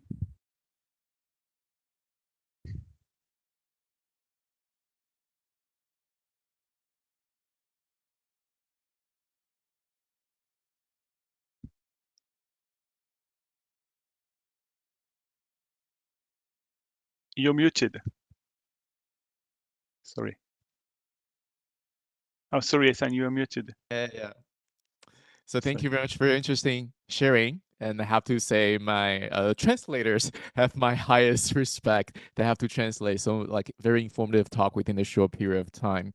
So Doctor, you mentioned interdisciplinary, and you also mentioned you use different media, different ways of showcasing or interpreting natural science. So do you think it's hard to find talent or people who can handle like knowledge or expertise two respective disciplinaries? Do you think it's difficult? And number two question is that, so maybe one day the fine line between history museum, art museum, or science museum will be diminished because you can use art to reflect or to teach a lesson about science. What's your opinion on that? Excellent questions. For the first one, I would say that of course it's difficult because we for instance, by training I'm a geologist, and well, I'm also very interested in philosophy and also a master degree in this topic and history of science. So of course, in order to get the knowledge and to be able to conduct transdisciplinary approach, it's very difficult, of course. But to my point of view, basically in Natural History Museum, and that's the case in many different Natural History Museum. I know it's also the case in Taiwan, that in the team we should have history of science, anthropologists, and people like this. That's that's a key point. That's maybe for the first part. And of course, to go on with the second question, we can also work with artists. And Marie Velardi, I present her artwork. She's an artist, and she was involved in a project, 2016 project on the Anthropocene, of course, and it was a good way. And she was totally integrated in the group, in the group for the exhibition. And at the end, I'm not I don't think in the future we would only have one single museum of everything. To me, it's not the goal. I think Natural History Museum still have their specificity, their own epistemology related to biology, to geology, and the heritage, the specific heritage, but my point of view is to open the door, to humanities and to anthropology and history of science, and just to also to tackle and to propose a project that also integrates this perspective. Okay. Thank you, Doctor. Thank you. All right, so we have heard from all our panelists about their presentation. So now we will have a 10-minute break before we will hear from our two commentators, okay?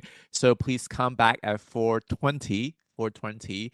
So during the 10-minute interval, we'll play some interesting and fascinating videos as well. And the symposium will resume at 4:20. See you in 10 minutes.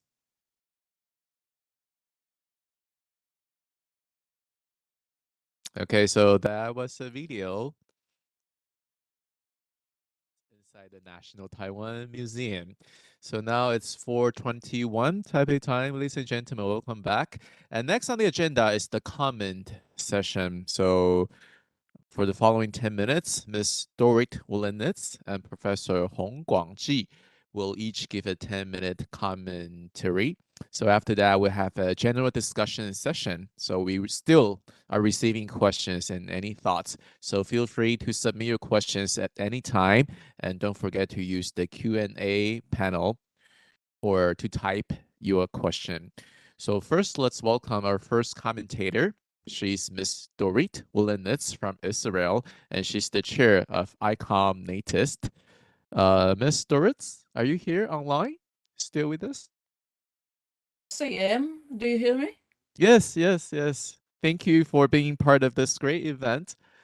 So I would like to hear any thoughts or any comments that you have for our 4 panelists. So first, thank you very much for inviting me. Then thank you very much for the interesting presentations that we had this morning. It was very interesting to see that most of these presentations were dealing with citizen science. Citizen science became a very important part of museum activities in the last few years. If you would have talked to me about 5 years ago, natural history museums were debating about future of natural history museums. It seemed that we are on a crossroad, checking where to go. And one of the things that we were thinking about is becoming more valuable to our communities. Because if you look at general aspects of museums, one important thing is that museums should, we think that museums should be very important part of their communities. And this is also, if you look at the recent museum definition, you would see that it has a lot of implication about the importance of being part of society or for the society. And citizen science is one answer to it. Natural history museums for many years have collections of natural artifacts. And research were going on for many years, especially in European, Western world museums. Actually, in most of the museums, the main important, subject of museums were the collections and the research of collections. Exhibition came in second in importance. And citizen science enables us to first follow the changes in habitats and in biodiversity, and also to have more data, because we can spread our geographical surveys.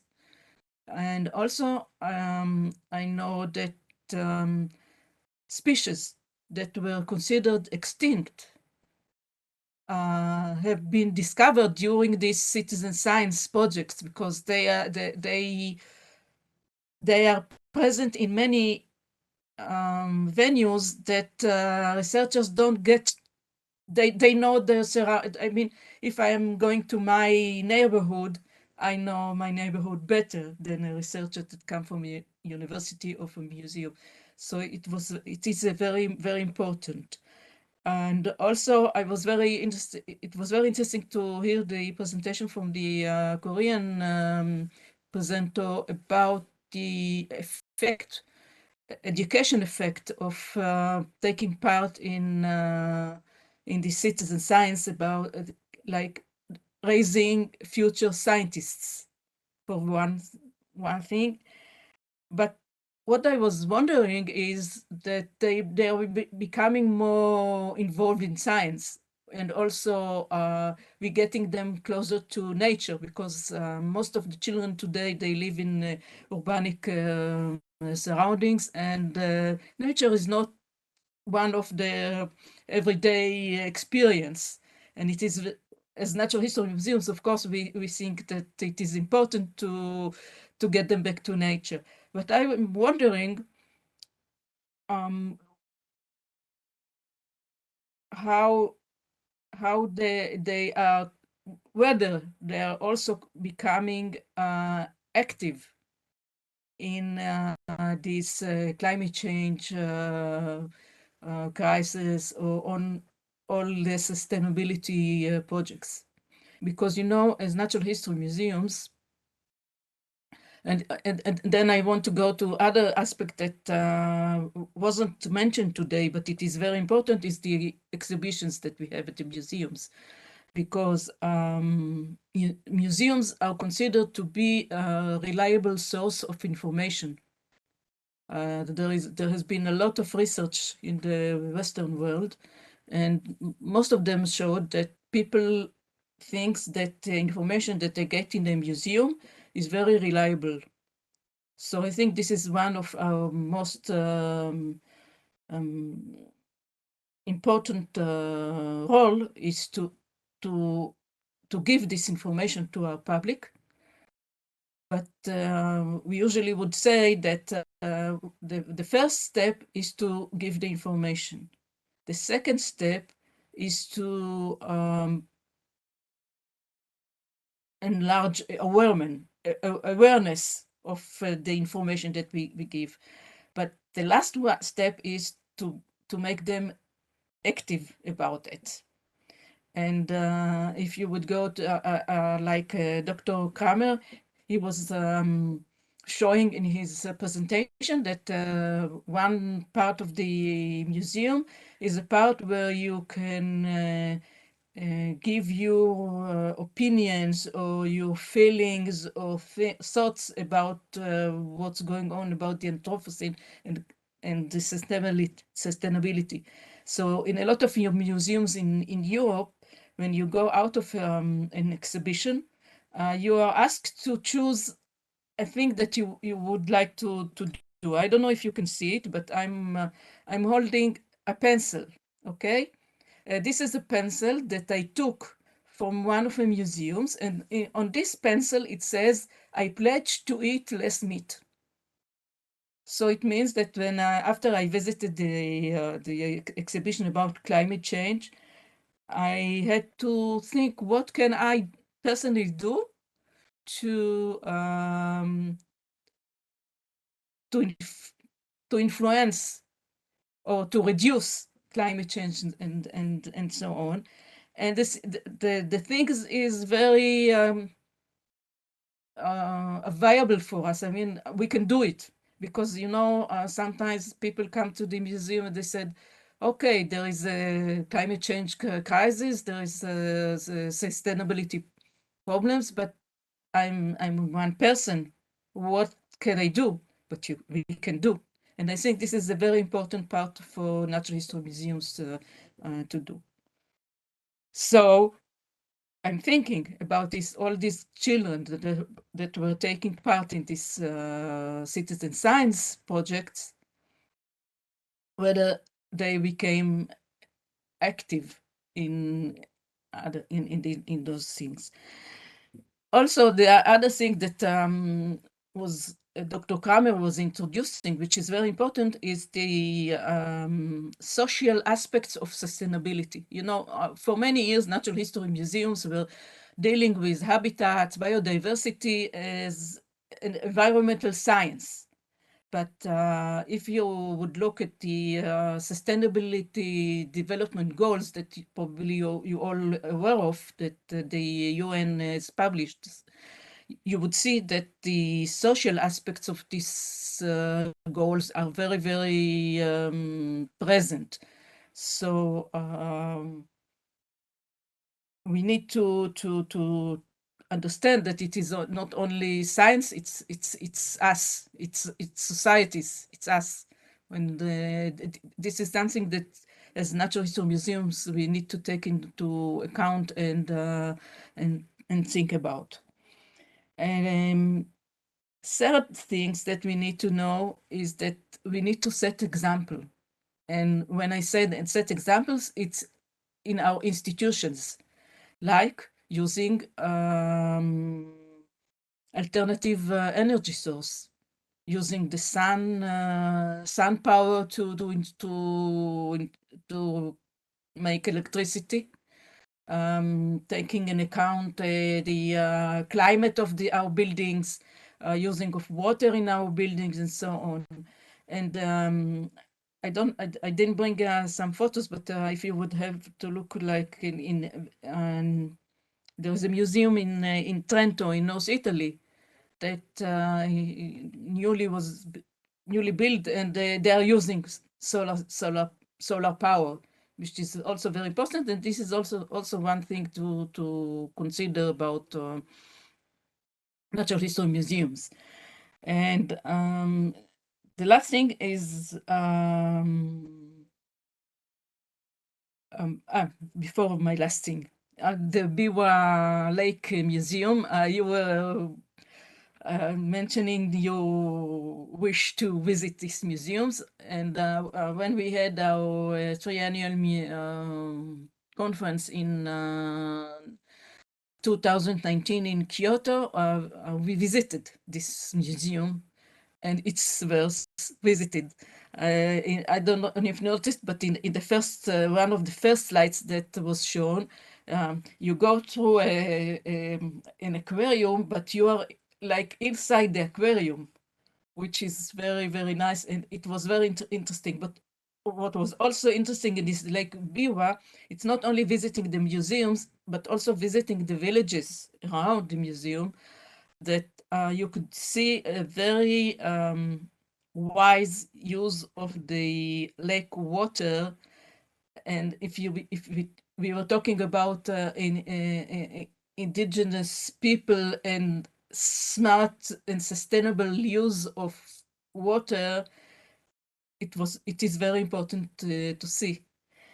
And last thing is, in the last moments of your discussions, you were talking about introducing art into natural history museums in a way, or becoming more interdisciplinary. So in Europe, it became very common that in some of the natural history museums, we will have art exhibition. Especially, it began with the nature photos. Like the National Geographic has each year, they have the nature photos of the year, and usually this exhibition will be showed in natural history museums.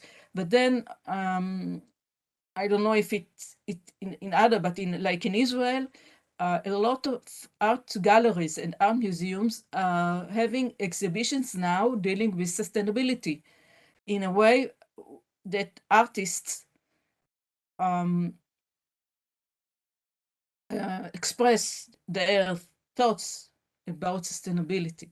So it's also in art museums, but also we would bring art into our museums. So I think that what we can see from all of this is, first, that natural history museums are very important, and they can do a lot to deal with this sustainability and also the climate change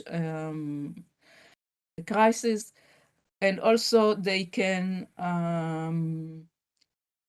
be an important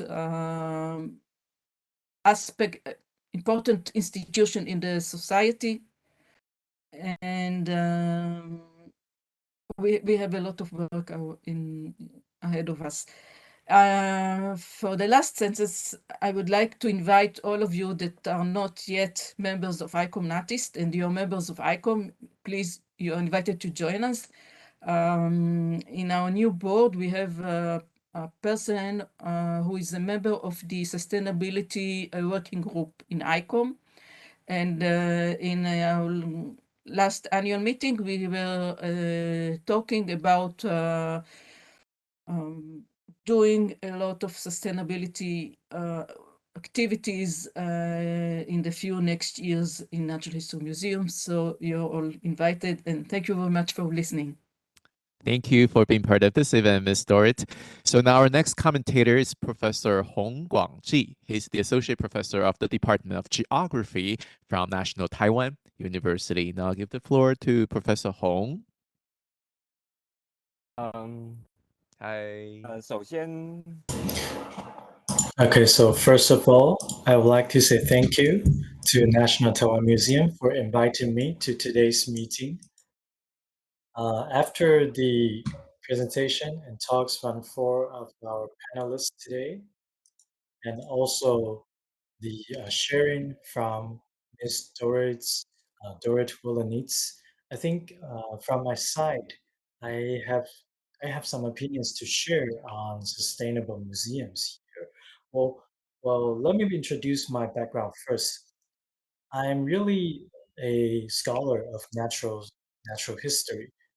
I'm not really specialized in museum. So I would say museum is an important source of information in the natural history study. So during my study career, during my scholar career, I've been having a lot of interactions with museums as well. So I believe we can all agree that civic science or civic participation is a very important area or issue now. So we're losing Professor Hong right now.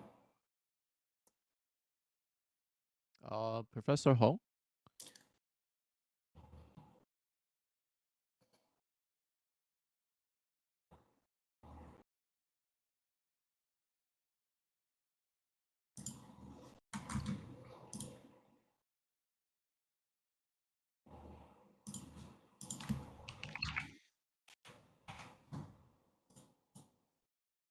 Okay, while we're waiting for Professor Hong to come back online, I personally have something to contribute to echo to what Ms. Dorit has just said, because when she mentioned this example of the ordinary people actually finding an extinct species, in Taiwan, we have a saying, 3 heads are better than 1. Of course, in museum, we have the best people, best talents, and the smartest minds.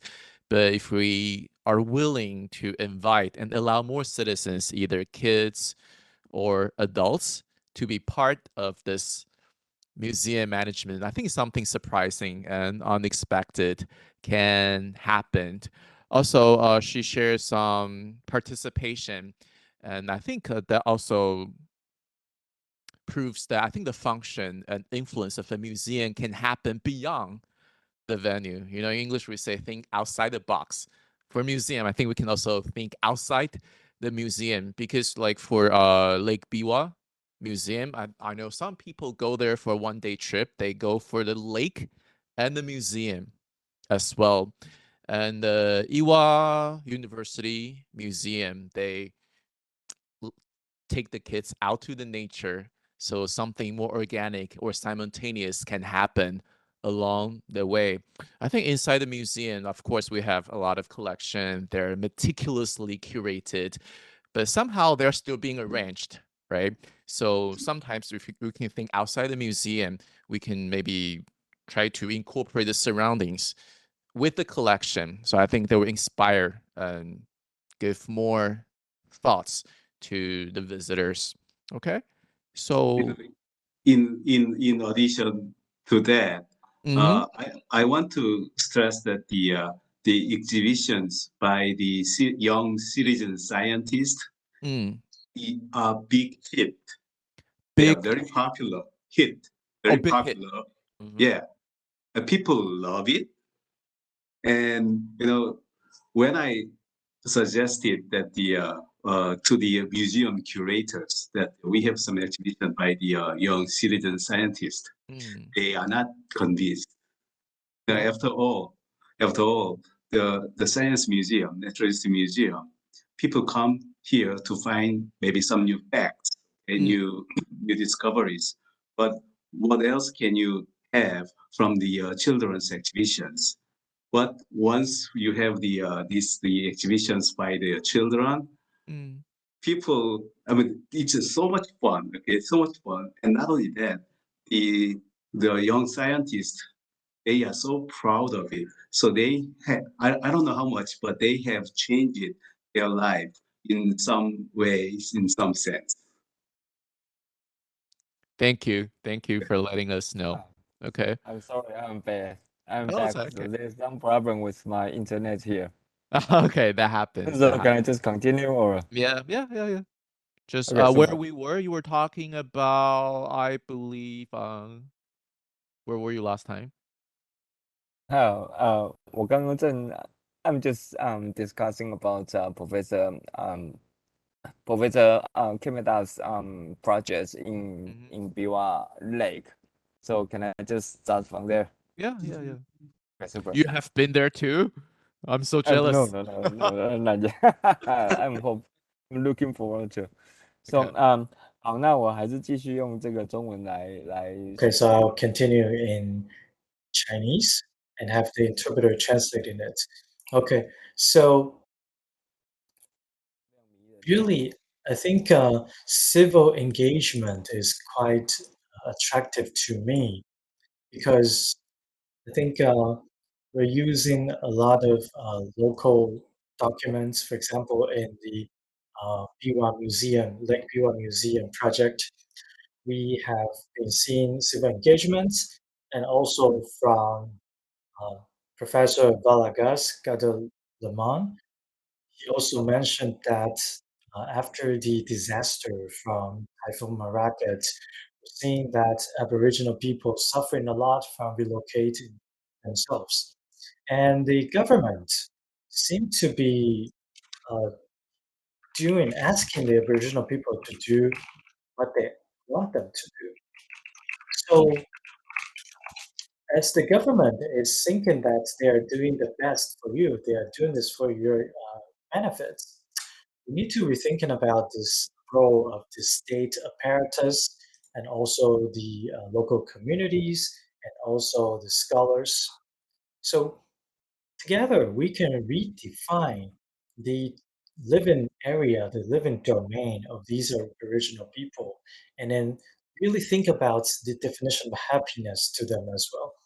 And then at the same time, we're also seeing that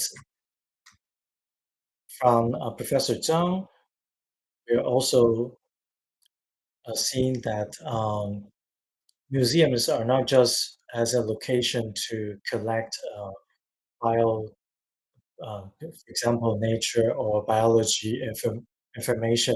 They're also a place for the next generation to really interact and to participate.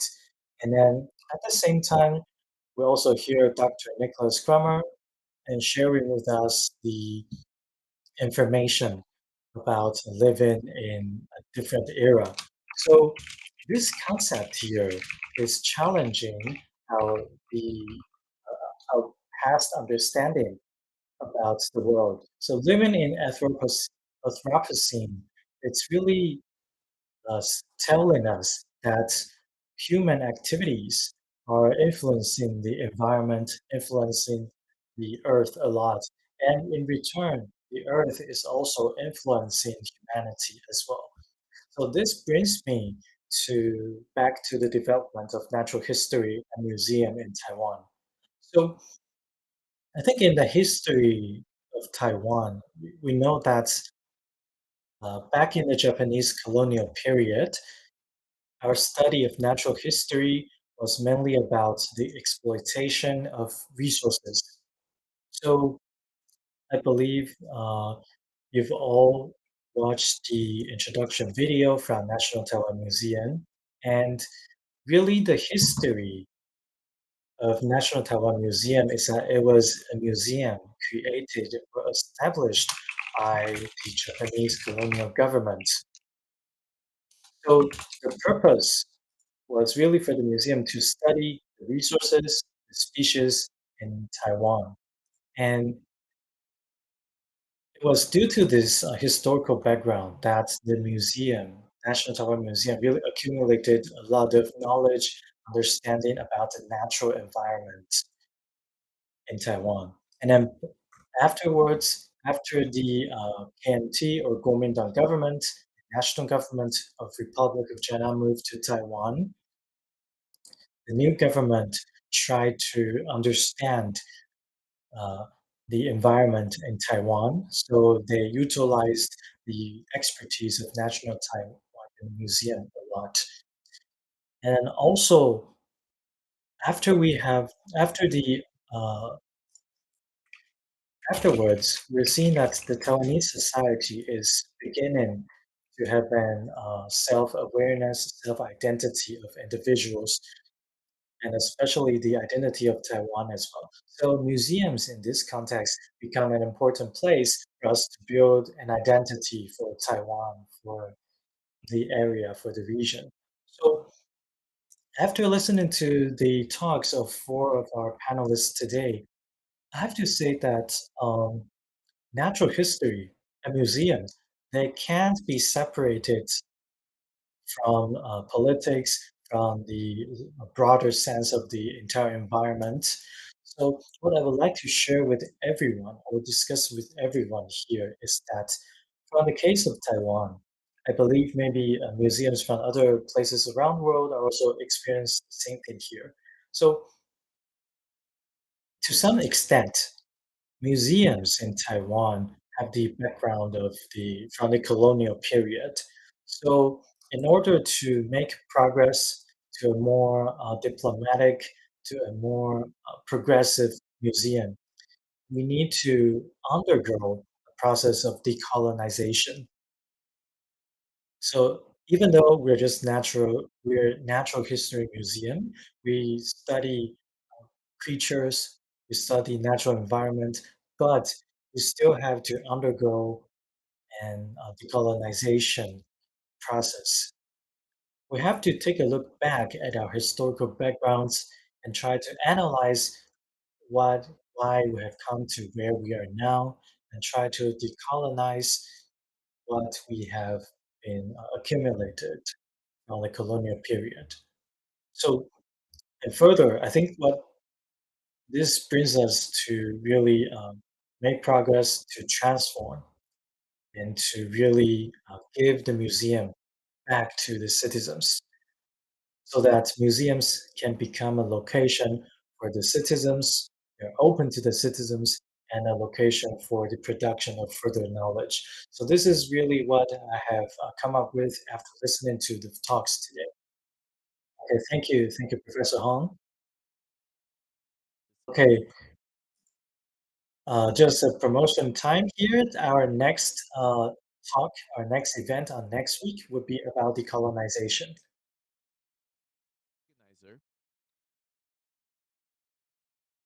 Of the symposium, Ms. Feizhua Fang, or you have any questions, or you want to give your closing remarks?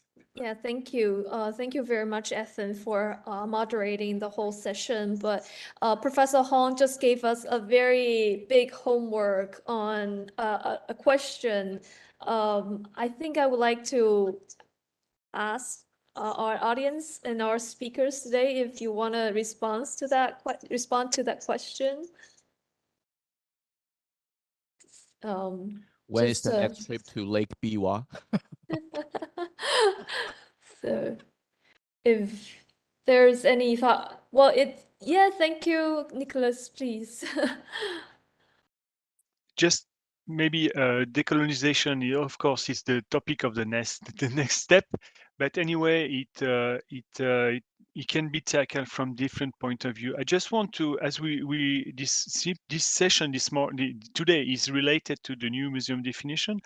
I would like to remind you that in this definition we use the term heritage with without the terms natural or cultural heritage, and we simply use the term heritage.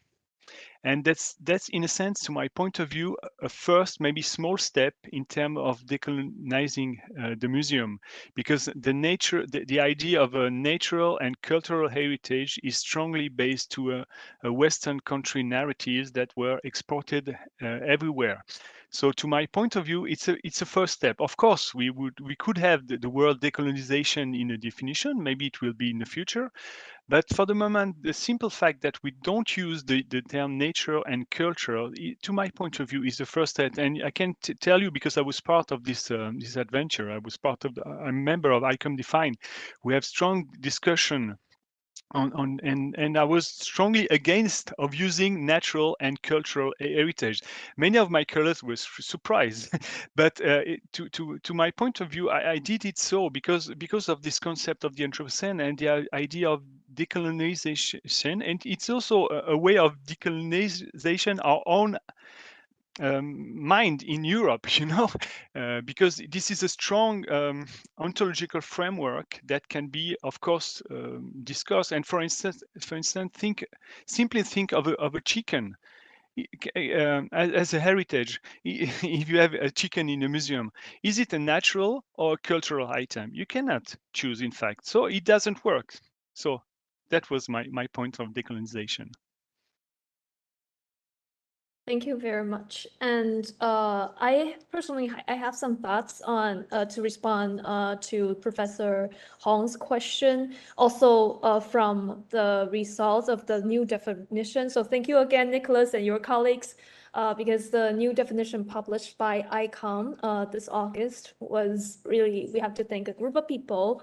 The group is called ICOM Define. They've been working over 18 months to gather opinions from museum professionals all over the world.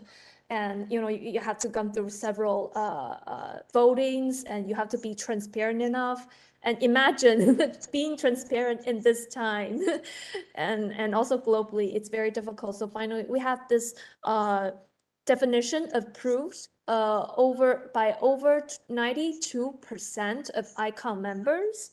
And I think if we follow the logic of this museum new definition, we might find a way to decolonize ourselves. Well, of course, we will have more discussion next Friday, but I would like to bring out, for example, how the museum should operate and communicate ethically, professionally, and with the participation of communities. So from the operation of the museum, how do we change or innovate the operation of the museum so that we can communicate and involve the public? It is stated in the term, and it is what a lot of museums are doing.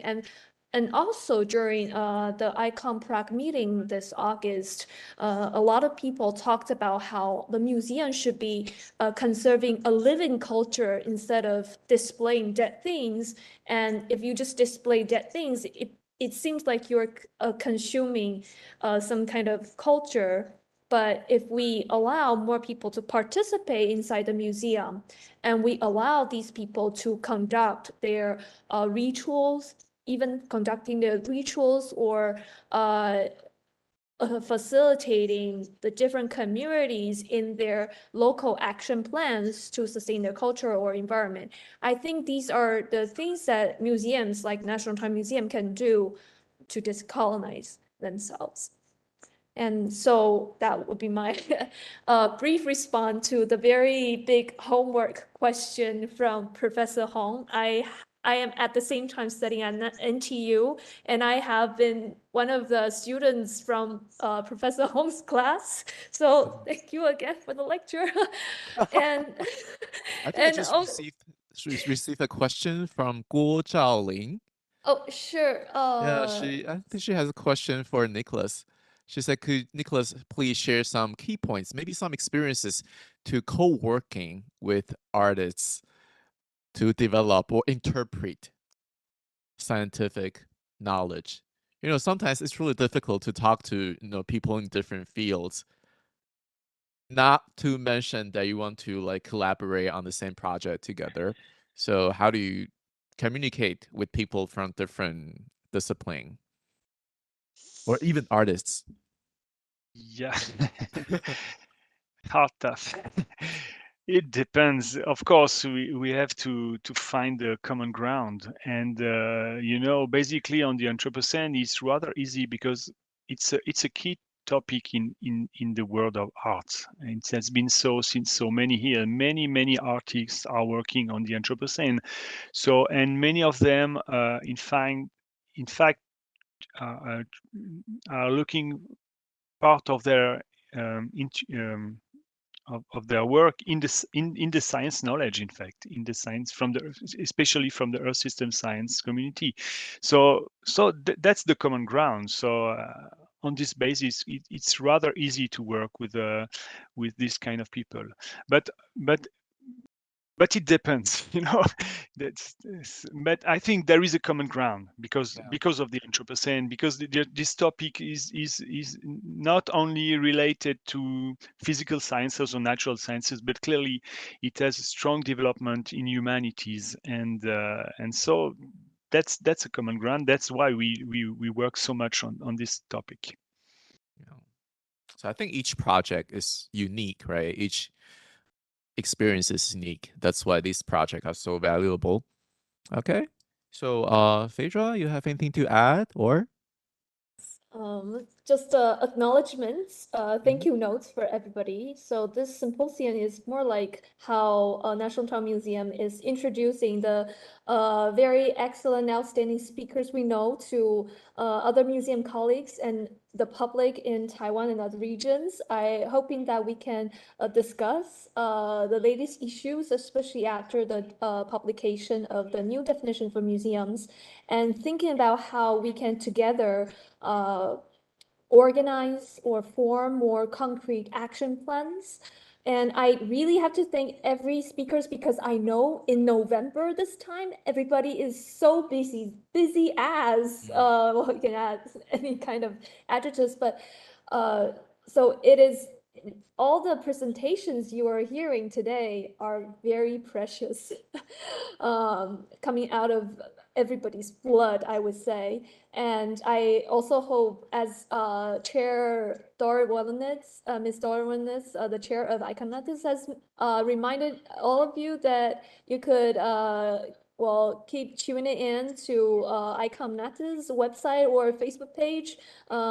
We believe that in the future 3 years, with the new board has been elected, we will have more action plans on sustainability. So we welcome everyone to join us, and thank you again for all the staff and colleagues helping in making this happen. Thank you. Thank you, Phaedra. And once again, our most grateful appreciation goes to the speakers from different parts of the world who took the time out of your busy schedule and make today's event possible, and our interpreters and everyone who made this event possible. As well, we want to invite you to join the next session, Decolonizing Museums, and the third session, Museums for Diversity and Inclusion, on November 25th, which is next Friday. Also, before you leave, please kindly complete the feedback survey to help us improve. So you may find the link in the chat room later or on the screen. Thank you once again for joining us today. We wish you all the best in your future endeavors. See you soon. Bye-bye. Hey, it's very great to see you. Yeah. That was fun. Thank you very so much. much. Thank you. Nice symposium. Professor Chang, bye-bye. Bye. KAMEDA-san, hope to see very you much. soon. See you soon in person. Yes. I'm Looking glad forward to to it. see you. Thank you very much. Thank you.